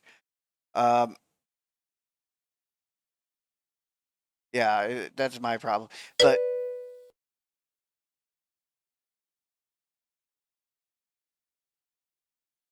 yeah, it's okay. That's cool. I appreciate you coming in here. I'm just bitching about Rachel Zegler and Disney's black fucking translation. Or I don't like woke culture. I think it's total bullshit. And Jed just seems bored. Her evil queen comes across as more annoyed that Snow White exists than obsessed with her own beauty. And I also think the feminism movement went from being an actual movement to help women to a man-hating movement, and they only look to tear down men with that movement now. it's no longer about feminism. It's just about tearing down men. And she completely lacks the sinister edge that made the original character so unforgettable. This is the level of gravitas that we are accustomed to seeing. Not only does her delivery lack the obsessive and dangerous vanity that is characteristic of the evil queen, but the entire portrayal is lacking in this regard as well. The first version was a calculated and royal character, and Schilling was willing to sacrifice her own beauty in exchange for power. The Queen of Gad, on the other hand, has the impression that she is phoning it in, meaning that she is more irritated by the opinion of her stepdaughter than she is by genuine feelings of jealousy or hatred. Story and video content. She does not appear to be intimidating or menacing in any way, even in the brief moments that are shown in the trailer. It is as if Disney has drained one of their most iconic villains of all the drama and fun that they have to offer.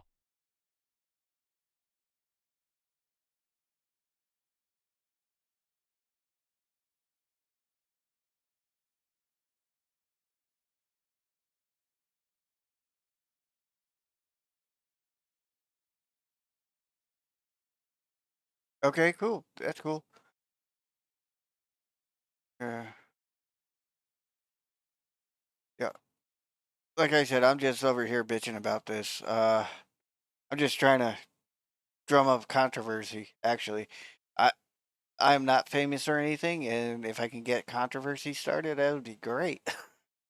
Because then it's going to shoot up my popularity, you know? So that's what I'm actually trying to do by bitching about all this stuff. Offer, leaving behind a shell that is empty and devoid of inspiration. When we talk about being uninspired, we should also mention that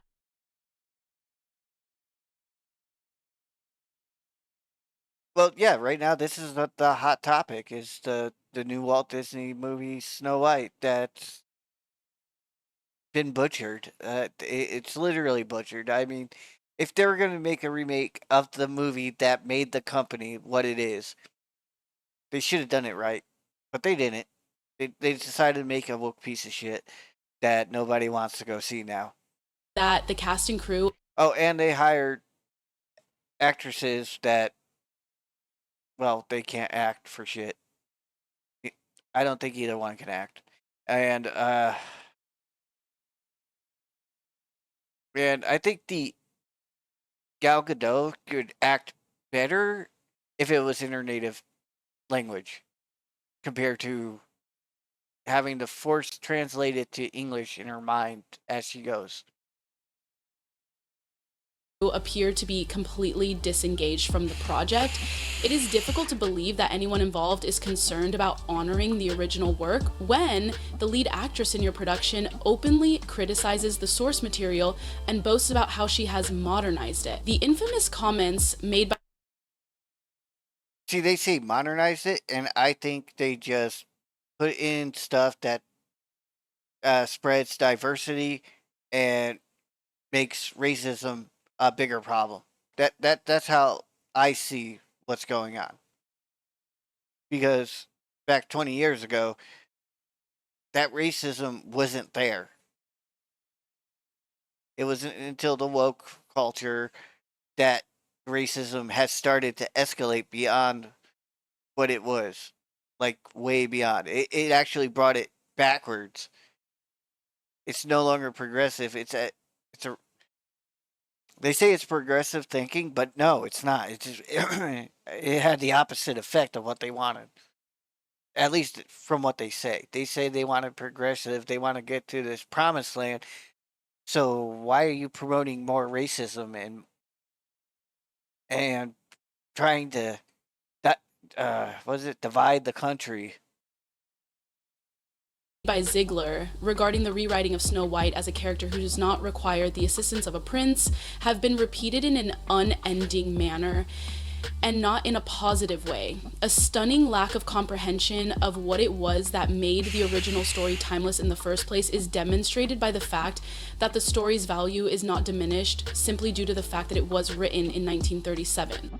Ziegler has also succeeded in alienating a significant portion of the potential audience with their divisive political statements, which is a further indication that the situation is not yet resolved. Following Trump's victory in the most recent election, she took to Instagram to post a vehement rant in which she referred to him as a danger to democracy and expressed her hope that his supporters would never experience peace.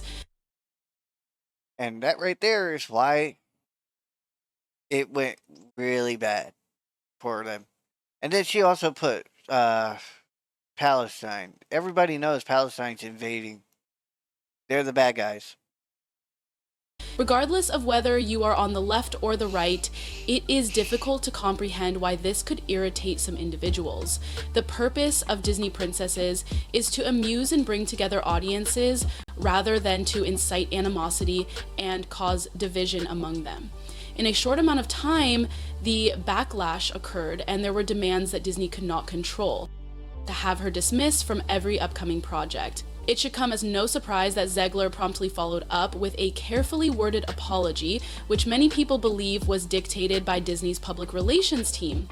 Her promise was that she would not allow her feelings to get the better of her and would instead concentrate on making the future a better place. But if we are being completely honest, after so many heated debates and compelled apologies, nobody is willing to accept it anymore. Ziegler's antics have become a massive threat, dragging both her reputation and Disney's credibility further into the mud. Instead of building excitement for the film, Ziegler's antics have generated negative attention.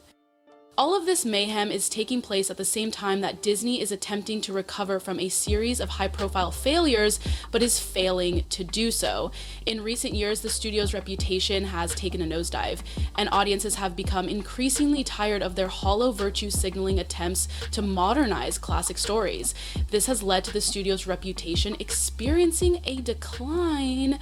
The situation has deteriorated to the point where even Disney appears to be scrambling to reduce the amount of messages they send out, even though it may be getting a little bit too late at this point. That brings us to the budget. Oh, the budget. The cost of the auction for Snow White has reportedly skyrocketed to a staggering $269 million, as reported by Forbes. This does not even take into account the inevitable marketing blitz. According to reports, a significant portion of this is due to the reshoot that was done in response to the backlash that was caused by the Seven Magical Beings fiasco. Has Disney to scramble to rework entire parts of the film, throwing even more money at the project that already appeared to be a financial black hole at the time. However, still such a fruitful venue to hopefully reach even more people, so I'm so much more faithful than that include literally tens of thousands of dollars on the reconstruction, even though it was. It is possible that the total cost of this film will exceed $400 million by the time it is finally released in theaters, and for what purpose? The movie that critics are already vehemently opposing before it has even been released to the public. What are your thoughts on this particular major? Please share your thoughts on the upcoming failure in the comments section below, and don't forget to subscribe to receive further updates on the Woke Snow White franchise. Have a good time in the next one. Already listened to it. Oh, what's this?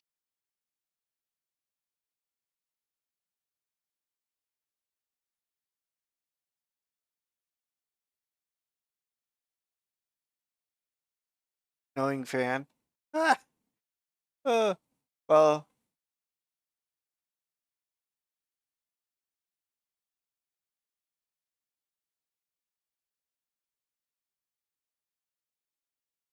I don't know who these are, but yeah, I just followed them. Fuck it. That's my take on it. Just follow them. Wait, which one was it? Was it? No, it wasn't this one. Was it? Oh, wait. Did, did it change on me? No. Was it this one I watched? No. Huh. Hold on, let's open this one. I thought this is the one I opened, right? The O one? Yeah, that is the one. Okay, got it. So it's this one. What is this? Broker Vision, Daily Wire announcement news. Snow White movie theaters to revive Disney remake. Rival. rival. Okay, open. Is that woke? Is it a out there statement and trolling Disney? The Daily Wire news website reportedly has made a movie to rival Disney's new Snow White live-action movie following backlash over the quote-unquote woke Disney remake. Titled Snow. Yeah. Now this is one I can promote. Snow White and the Evil Queen, the Daily Wire's rival film, stars YouTuber Brett Cooper as the princess in the fairy tale. Let's watch some of the trailer they released. In time, a prince would come. And I'm going to leave this on. I got to use the restroom. I'll be right back.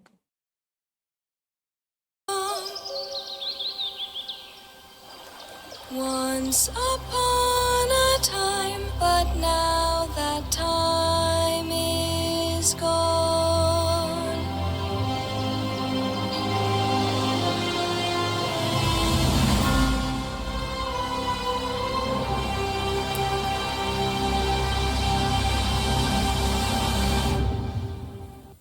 Well, it's just a teaser trailer, but looks very nice to me. I'm very happy for people who want to watch this film to live in a free country where they can do so. Exactly.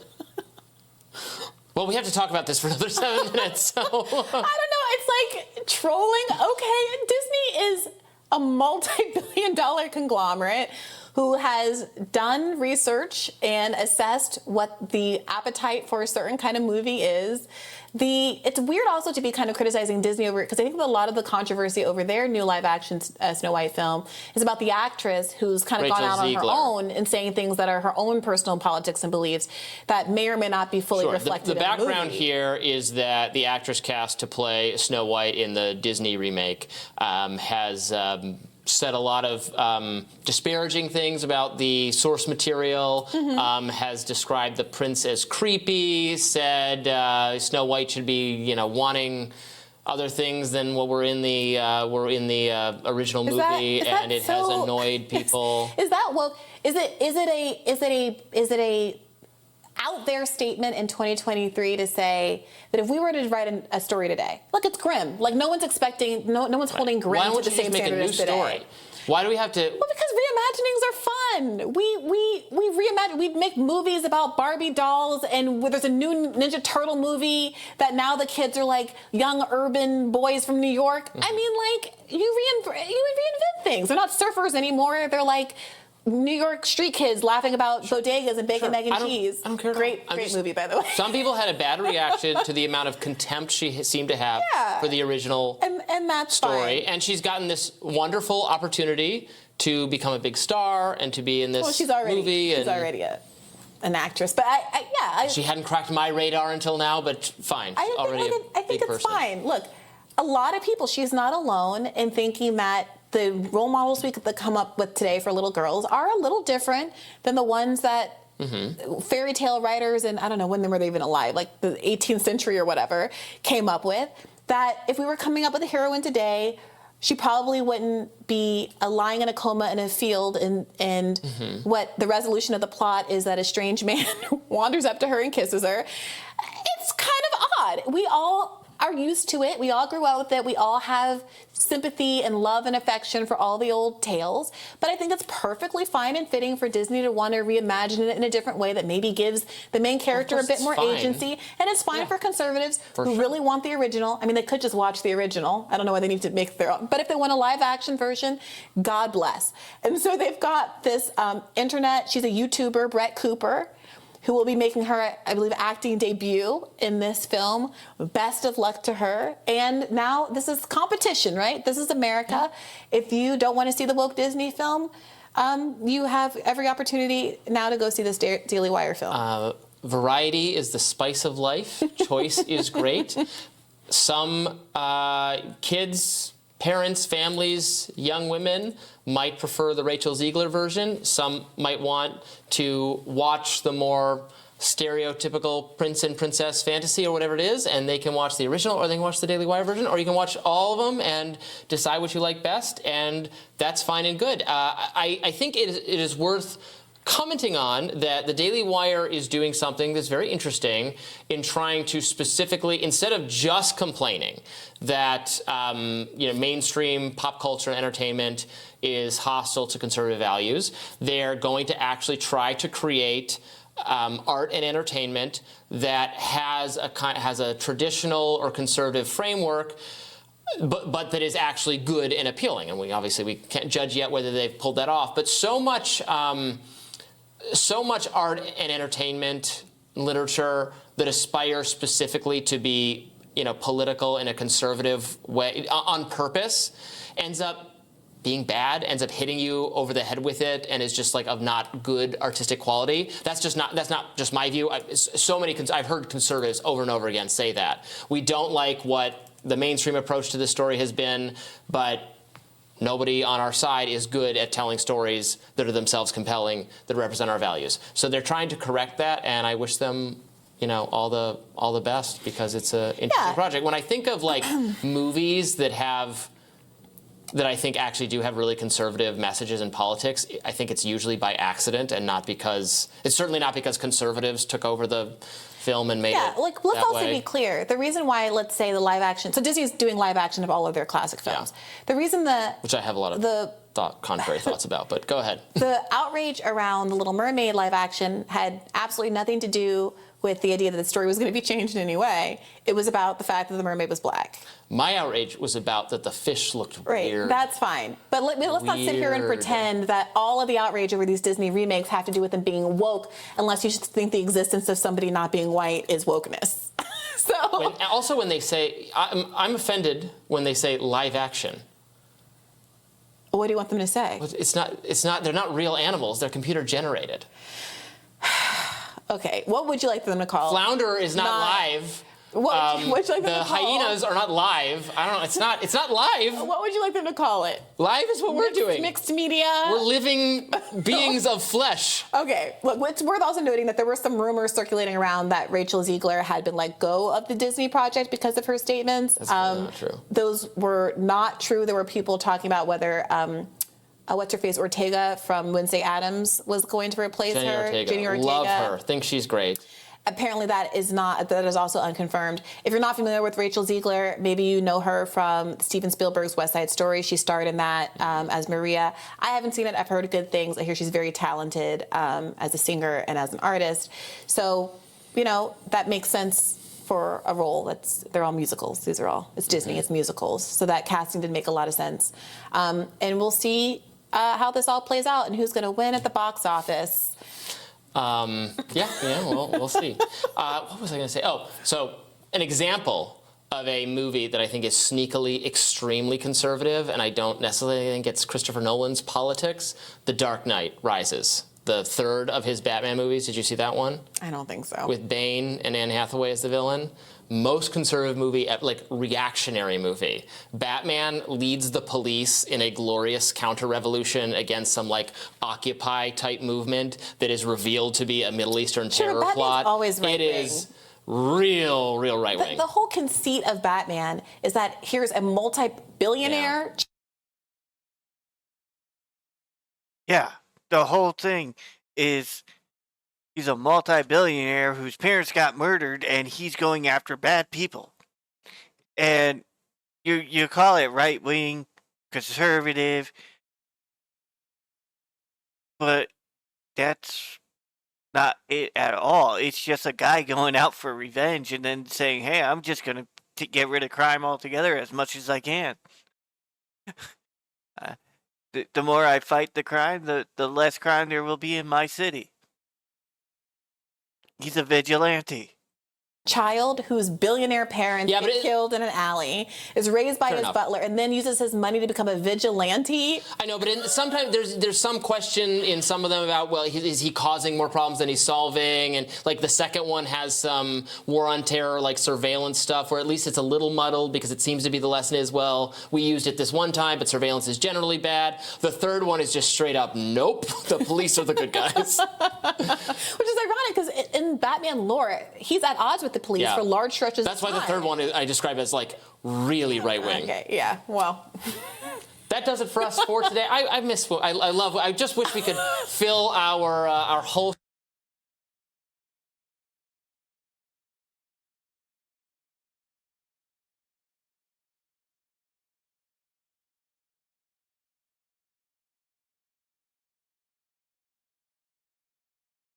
show with conversations about rival Little Mermaid films. Next or time we rival do Snow an White ask me anything, we should ask folks if there are like non-political or like marginally political pop culture topics that would like to hear from us on. That way, if we do it and they bomb, it'll be your fault and not ours. That's a great suggestion.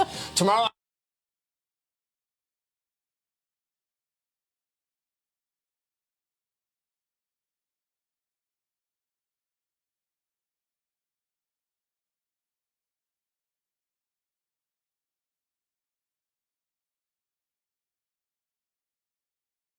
On Rising, we will be back here, same rising place, same rising time, to bring you the most important news of the day. And as Brianna just mentioned, we are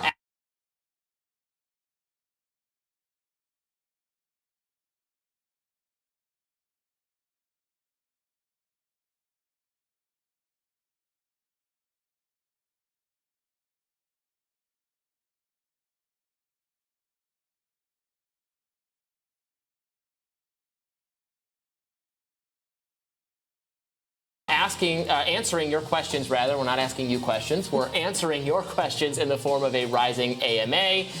We'll do that on the weekend, but in our segments, you can ask us questions so that we can answer them much later.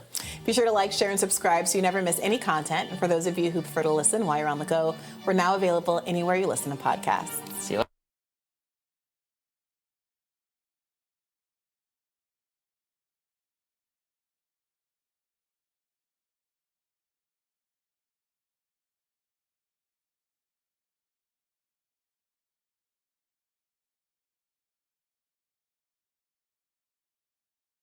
The crown is mine.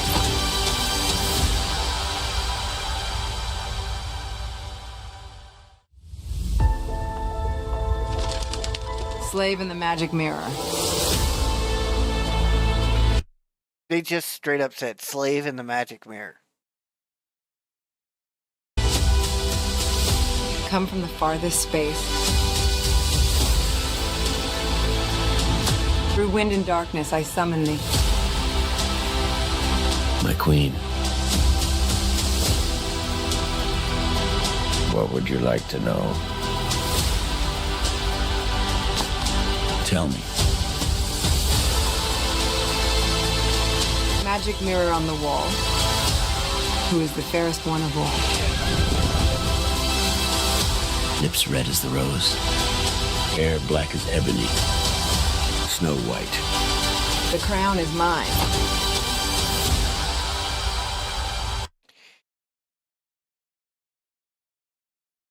Her lips aren't red as a rose, and her hair isn't black as ebony.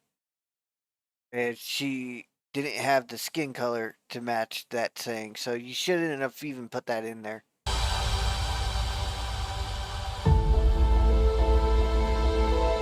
You already changed it. Why not change the whole thing?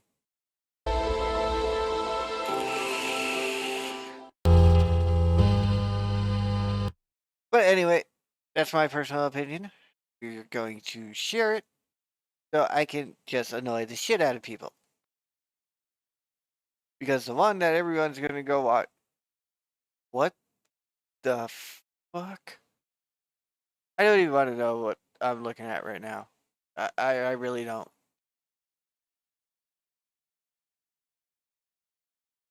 That was just disturbing. It really was. Those I've seen that. I've seen that one. I've seen this one. Why it's not... Wait, no, I've seen the other one. I haven't seen the Daily Wire one. Let's open it in a new one. What is happening, Madness Sites? So, the Daily Wire probably got wind of Disney making their updated Snow White for modern audiences. And they said, no. So Matt Walsh was like, nope. We're going to do it correctly. So hire Brett. Brett Cooper. She could play Snow White. And yeah, so I want to see this. I got to see this trailer. I am sure that they're going to do it correct.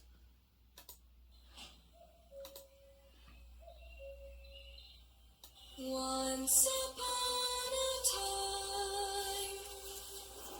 One thing I don't understand though, why does Brett look so much like Ben? It's incredible how much she looks like him. It's scary.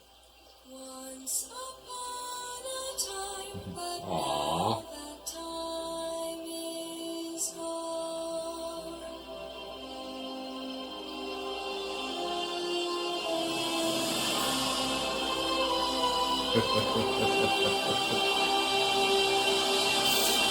Ben in a wig. I'm sure that it will be better than the movie that Disney puts out. I am like so sure. And I don't even have support to it. talk. Do the stories right. Do the stories right. Yep. Stop injecting it with all these politics. WOKE politics in particular. And I think we'll all be fine. Just please the fans and do what you've always done that made your movies great. That's it. That's it. You know, they say that studios are afraid of taking chances. No, they're not. Because they have been taking the woke chance over and over and over and over and over again. Like insanity, and getting bad results. Over and over again, they do take chances. Okay, people are like, oh, well, they don't want to try any new ideas. Oh, they've been trying some new ideas, wink, wink, and have been putting them in the garbage. So, anyway, let's get back to basics. We can try new things, but you don't stray so far from the fundamentals of what the characters are. You don't do that. Okay? Optimus Prime is not a go-kart. Okay? He's not a go-kart. You don't change these characters up fundamentally. Change things a little bit. You tractor trailer, maybe he's something similar. A tractor trailer pulling a oil tanker thing, okay, maybe you can make that work. You just don't stray so far away from what these characters are that it becomes ridiculous to the fans. And that's what has happened with so many properties that Disney and other people own, other companies own. Is they've strayed so far away from what the fundamentals are of these characters at their base that they've just made so many people angry that nobody cares anymore. So post comments down below. Let me know what you all thought. I'm looking forward to it. If I got to join the website. I was actually a member of their website, so I could get a lot of videos and stuff that other people don't get. I got to sign up again. But anyway, yeah. 10 million subscribers. Go Daily Wire.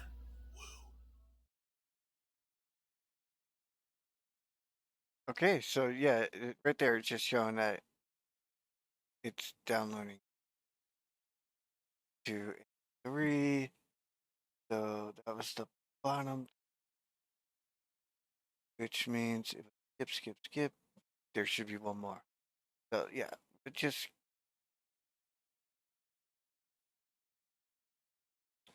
I'm just gonna delete both of them and download.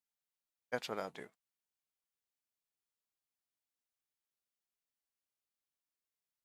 Go ahead,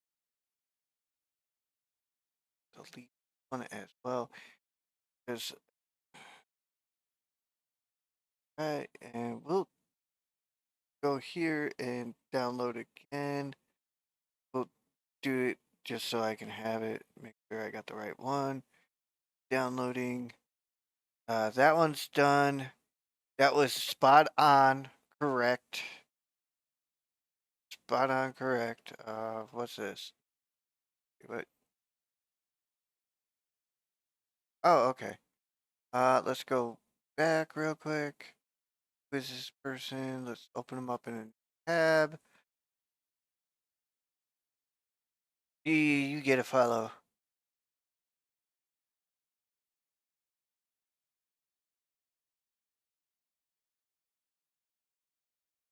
Yep.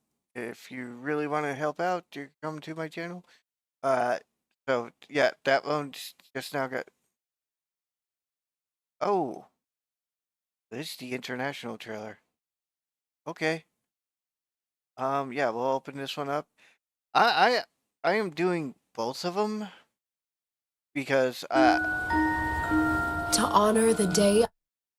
because I really don't care which one it is you choose to go to.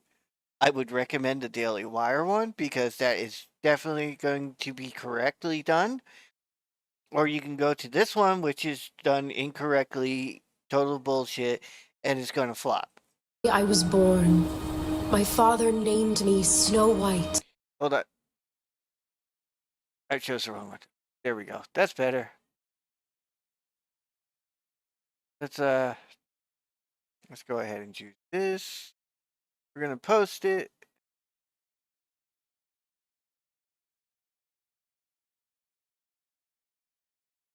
The fuck am I looking at? Looks like a dude.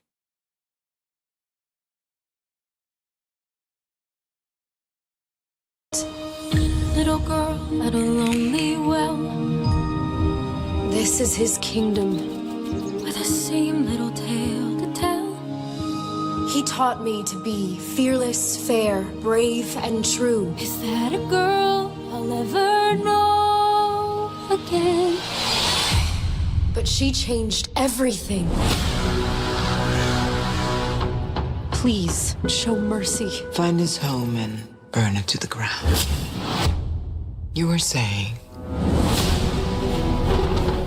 Magic mirror on the wall. Who's the fairest one of all? My queen, your beauty is beyond compare. But there is one. Her beauty grows from deep within. Snow White. She is as pure as snow. My parents always said this forest was a magical place. Is there anybody here? Okay, so I can't get it. It's a human. What did you think I was? Nothing. Ghost. You'll be safe from the queen here. Say all you have to do to make your wish come true. You have to run. I'm not afraid to fight.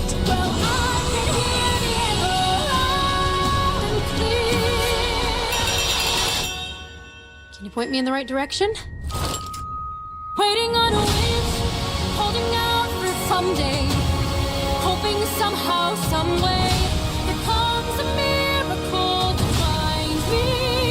I close my eyes and see the girl I'm meant to be. It's time to restore our kingdom. Follow me.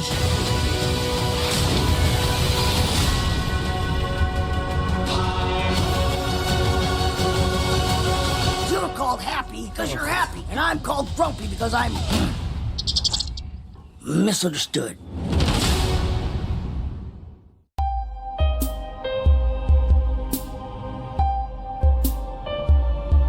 Misunderstood.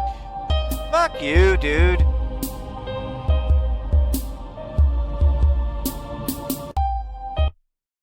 It's not because you're misunderstood. It's you're grumpy because you're grumpy.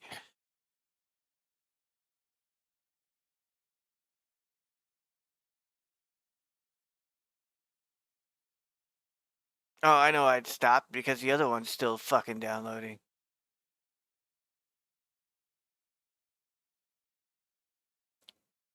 Fresh on this. Yes, let's reload. So that's what's going on.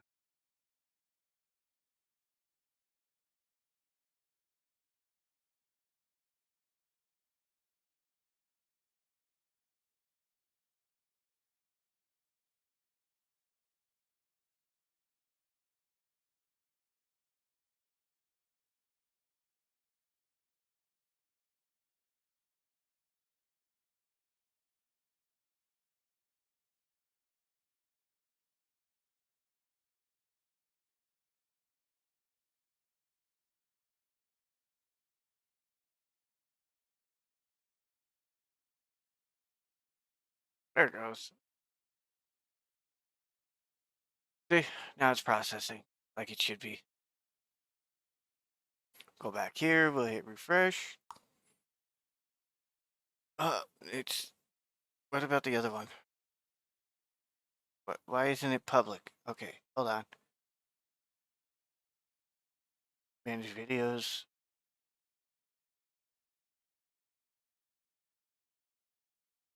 It should be public. Option 15. Oh, download video. Delete.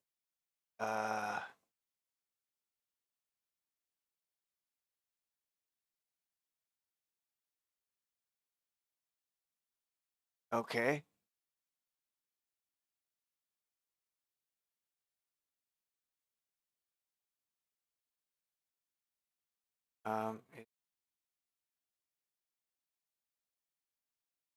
It won't let me do it. Go unlisted, save. Because it has some copyrighted music in it. So yeah. Yeah, okay. Wait, this one too? Wait, how come this one go public? Publish. There it goes. Boom. Boom. Go ahead, close that now. Go to videos. Hit refresh again. It should pop up now. Why isn't it popping up? Do you see that? It shouldn't matter if it has fucking shit in it. Son of a bitch. Should be published. I don't give a shit whether it has copyrighted music in it or not. Gives a rat's ass. Oh, there it goes again. Look at my avatar leaning. All I did was sit back. Well, I should say lay back because, quite frankly, I have a bad back.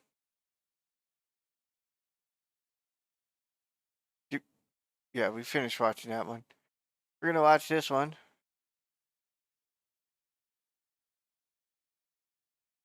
And go from there. I'm sorry. Weird. Went off Weird. Weird. Weird.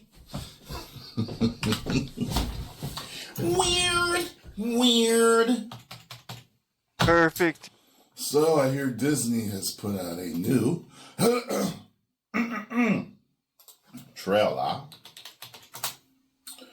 for Snow White. It's called Snow White, A Special Look. Aw, special luck. Let's check this out, shall we? Wait, let me do my thumbnail face. Here we go. And now a special look at Disney's Snow White in theaters everywhere March 21st. My father told me long ago I braved a bitter storm of snow. Is that a girl I'll ever know again? I'm waiting on a wish beneath 1,000 treetops, and as the silver sky stops, I long to leave the walls behind me. Waiting on a wish, holding out for someday, hoping somehow, someway, there comes a miracle to find me. I close my eyes. I guess we're just hearing a song right now.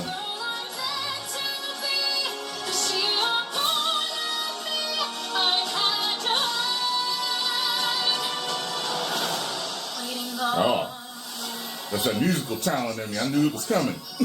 Theaters March 21st. All right. So, she has a great singing voice. That's it. That's not the problem. You all know what the problem is going to be for this film. Split right down the middle. 50%, 50%. The fact that this is not Snow White whatsoever. This is not the Snow White story whatsoever. And the other 50%, everything Rachel Zegler has said pertaining to this film, about herself, about the industry, and about the fans. Yeah. It's one thing to have a lovable actress in a garbage concept of a movie, but this is the perfect storm. Brie Larson has to be so happy that this chick came along, because Brie was getting so much hatred, vitriol, online harassment from that comment she made about, was it middle-aged white men telling her about something about, whatever that was. She pissed them off. This girl has gone above and beyond, and I'm sure she doesn't watch me, but I've said in several videos, stop while you are ahead. Stop saying this stuff. I mean, tone deaf, out of touch, in your own bubble and world, not knowing that all these things that you are saying are destroying and sabotaging your future movies, your current movies, your career, and your reputation. Like, what? But you gotta subscribe. You gotta subscribe. You gotta subscribe. She's stuck to her guns. I'll give her that. Post your comments down below. Let me know what you all think. No one wants to see this, and Disney knows this. The casting's wrong, the story's wrong, and if this was a story about a princess named Onyx Black from Africa, she had a really cool story, and you casted her as Onyx Black, people would still have the same problem. What are you doing? Oh, we named you Onyx Black because you were born at 3 a.m. in the morning, the darkest of nights. So we named you Onyx Black. That's why. It's not because she has beautiful onyx black skin. There's certain people in Africa, they say they have blue black skin. Their skin is so dark, and I've seen them. A lot of the women are gorgeous. It's a very interesting look. They're really dark. I mean, really dark. And you thought you seen somebody dark, you ain't seen it yet. You know what I'm saying? And some of them have like blue or green eyes and different areas. But anyway, if then you were to cast her as Onyx Black, what are you doing? It's just like Disney feels like they can fit diversity into anything. I'm sure that's not how diversity works. Okay? You need to respect certain boundaries of certain stories. So it's just, then anything can just be anything. I mean, make Bambi a turtle. Okay? Then Bambi should be a turtle. Trying to think of these Disney characters. Make Goofy a bat. Okay? Because he identifies as a bat. Don't make Mickey a mouse no more. They ain't changed nothing about Mickey, right? Ain't changed nothing about Mickey and Minnie. But I don't know. Make Mickey a white mouse. Let's see what happens. Go ahead, do it. Mickey's a black mouse with a white face. I was growing up, they had Crayola color named Peach. That's what you would color white people with whenever you had a coloring book. With a peach face. I don't know why he looks like that, but it's kind of weird. But maybe there are black mice out there that look like that, but I've seen mice of all different colors and spots and stuff on their face. Like Jerry is all brown. Like if you look at Jerry, he's all brown except for like around his mouth, right? Anyway, I'm going too far thinking about all this stuff. The fact of the matter is, forcing and twisting diversity into everything is not the right plan. But for Disney, it's all part of the plan. All they needed was a little push. 10 million subscribers. Woo! Okay, I cut him off because he just kept going. What is? Haven't seen it? Open a new tab. Let's see what they say.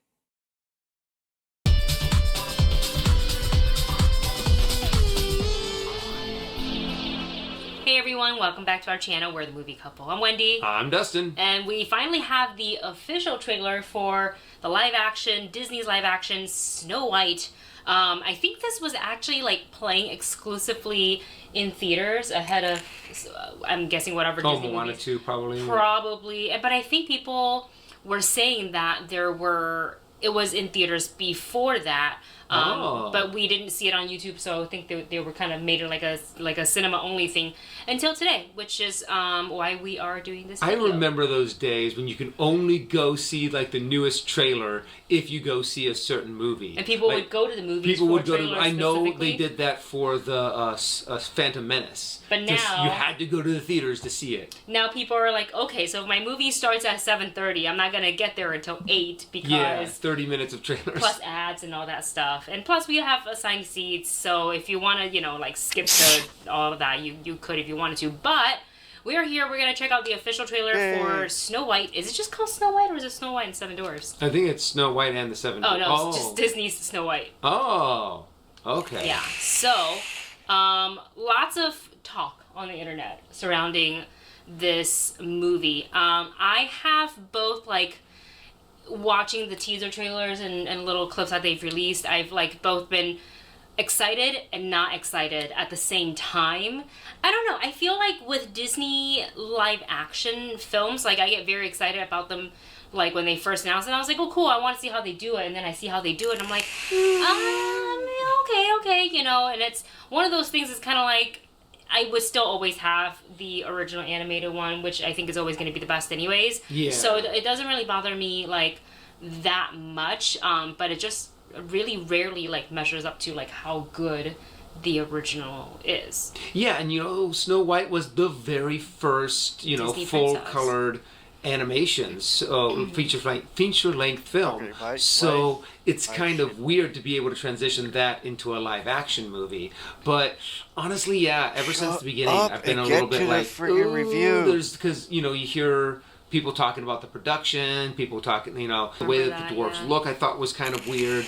And we've only seen, it feels like we've seen a full-length trailer, but it's all just been teaser stuff up to this point. So I'm really excited to see a little bit more of like the context that they've put all of these images that we've been seeing into the film. I will say I'm really excited about Gal Gadot in the role of the evil queen. I think she's gonna have a lot of fun with this one. I can't wait to see her whole like get up. It's just like full evil. So let's go ahead and get into it. We've linked the official trailer for you in the video description below if you want to check it out without our reaction. And if you guys like our reactions, don't forget to hit that subscribe button so you don't miss any of the videos that come out on our channel. I know. Let's dive into this trailer for Disney's Snow White. Oh, that's kind of like an intense. This was my father's kingdom, a place of fairness. But the queen changed everything. Take him away! Your Majesty. What did you say? The people need some kindness. I really don't remember you being this opinionated. Interesting. Magic mirror on the wall. Who is the fairest of them all? Famed is thy beauty, majesty. Ah. But a lovely maiden I now behold. I look at you, and I just want to be the fairest of them all. The way her smile dropped. Yeah. The sleeves look good there. The puffy sleeves. My parents always said this forest was a magical place. Interesting. The turtle. Yeah, the animals look interesting. I think they're really trying to give them that, like... The animated. Uh-huh. Yeah. Okay. You gonna see their little beds?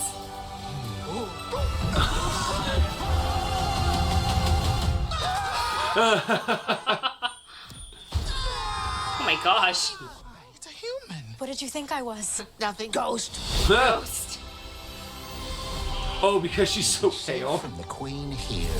She's not pale though. Stole everything The queen. from all of us. Oh, she's a meanie. It's time to restore our kingdom. That's different. That's. Are they gonna have like a revolt? Look, it's a Disney roller coaster. Find Snow White. New song too. There, her hair looks better there, And now we're here to take but it not back. there. You were saying.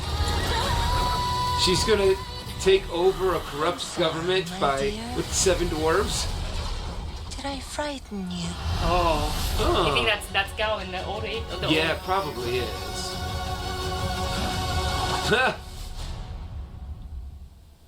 Okay, very colorful. Yeah, very bright, very Yes. vibrant. Yes. I'm not sure if I'm okay with the whole changing of the story, you know, to where it's them kind of like taking back the kingdom. And I'm like, wait, whoa, but back up. like I they don't did remember that in the original story. It's not in the original story. No. Well, at least not the original Disney animated No. story. It's very everybody knows how that goes. So I feel like they're adding, taking some creative Some creative liberties. with it. But it's also like I'm trying to remember. Like in Once Upon a Time, they also had the whole like Snow White, But it was a fighting different against story. The evil queen, but that's also under a whole different like situation. Yeah. That show, I like that show a lot, but it's very different than the way it's being told here. So yeah, I am curious as to how like that's gonna work in the story. Not that I'm against change. I think if it continues to tell a good story, I'm here for it. I'm just thinking about like. It looks like for the first half of the movie, it's what we know of Snow White, and she goes to Lindor's house and whatever. And then comes the revolution. Right, and then she comes back, but then how then does she at like night or like if she doesn't succeed, then she goes back to the cabin. And then she gets poisoned. And then the queen gets so mad. It's like, oh well, obviously the woodsman didn't. Maybe that's how she finds out that the huntsman did not successfully, murder her. And was like fine, and Thanos like I'll do it myself with the apple. So I'm guessing that's how it'll go, and I don't know if like a prince is even in this. I think it's gonna be the guy in the beginning. Right, I'm pretty sure that's. I think just like a villager, and maybe he is like also like you said, from a distant king. Either he is a regular villager, or he's like prince from a distant kingdom. I was what just it might visiting. be is the fact that she ends up taking over not just this kingdom but also another kingdom, and he's the prince from the other kingdom. Oh, but it was all under the queen's rule. Yeah. So, okay, that could be. I mean, with that part we don't know, so I'm curious to He find out. actually has a part of a royal bloodline. I do like that part better. That the person that if they take the romantic route, like it's somebody that she would have interacted and know, and not just like some random guy that walked into the woods and saw and I was seven like, dwarves grieving a dead woman. Right. And it's technically in the original story they did meet like quickly, but it was very, very brief, and I don't think enough for it to be like, I'll marry you right away. And it's like, well, you don't know him yet. So that could be how it goes here. I don't know. I didn't have as much of a problem with the costumes that in this trailer. I think they showcased it a lot better in this one. Yeah. Than they did in some of the other ones that we saw. I feel like they still could have done like more with like the bodice area. Like, I don't know, it feels kind of like they got the colors right, obviously, but it felt a little plain. And then I don't know, I just don't, and this is such a minuscule thing to nitpick at, and I feel stupid for saying this, but it bothers me. I don't like how they styled her hair. Yeah, the length is great, and the bob and what. Yes, Snow White has like that very like short hair, but I wanted them to do a little bit of like curls, not really pin curls, but like curls up here, because she has that, and it's I don't know how they it's just straight and just like this. It's 4 o'clock. Is it a time period thing? Like they 4 researched it and they're like, that's how women hair was looks back then. like in that period, and if that's the case, then fine, it is what it is. No, they didn't But they had this long is hair also back then. Snow White, and if you're gonna do live action, then like you should try to match it as close as you can for a hairstyle. Yeah. For a very iconic princess. I don't know, but that's again just a nitpick.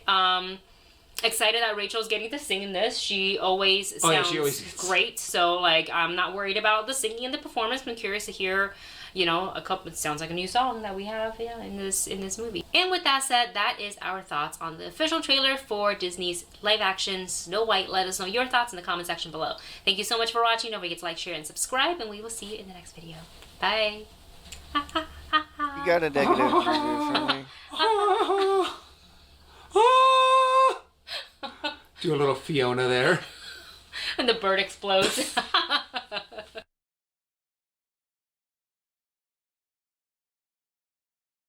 We'll just load this. Okay, yep, done. Alright, nothing new. I didn't care for that review. Didn't I see this one already?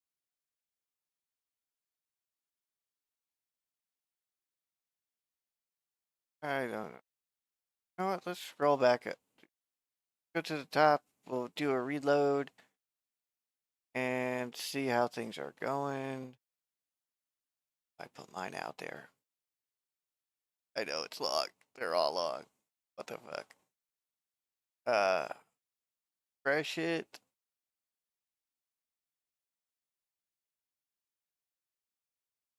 I've seen it. Seen it. Wait, that's a Disney ride. Never mind. I haven't seen this one. That's what it's saying. Okay, so we'll open this one. Like I said. And now a special look at Disney's Snow. Oh, this is the one. Okay. Yeah, so as you can see, I'm going through all of them, and I don't care which is which. It's getting done. How long have I been on? 3 hours. Oh God. I should end the stream, restart the stream, and then we'll get into this one. That's what we'll do. We'll end it, start it over. So I can keep them short. So we'll end it right now. Well, yeah, that's what we'll do. We'll just go to end real quick, and then we'll bring it back up in a sec.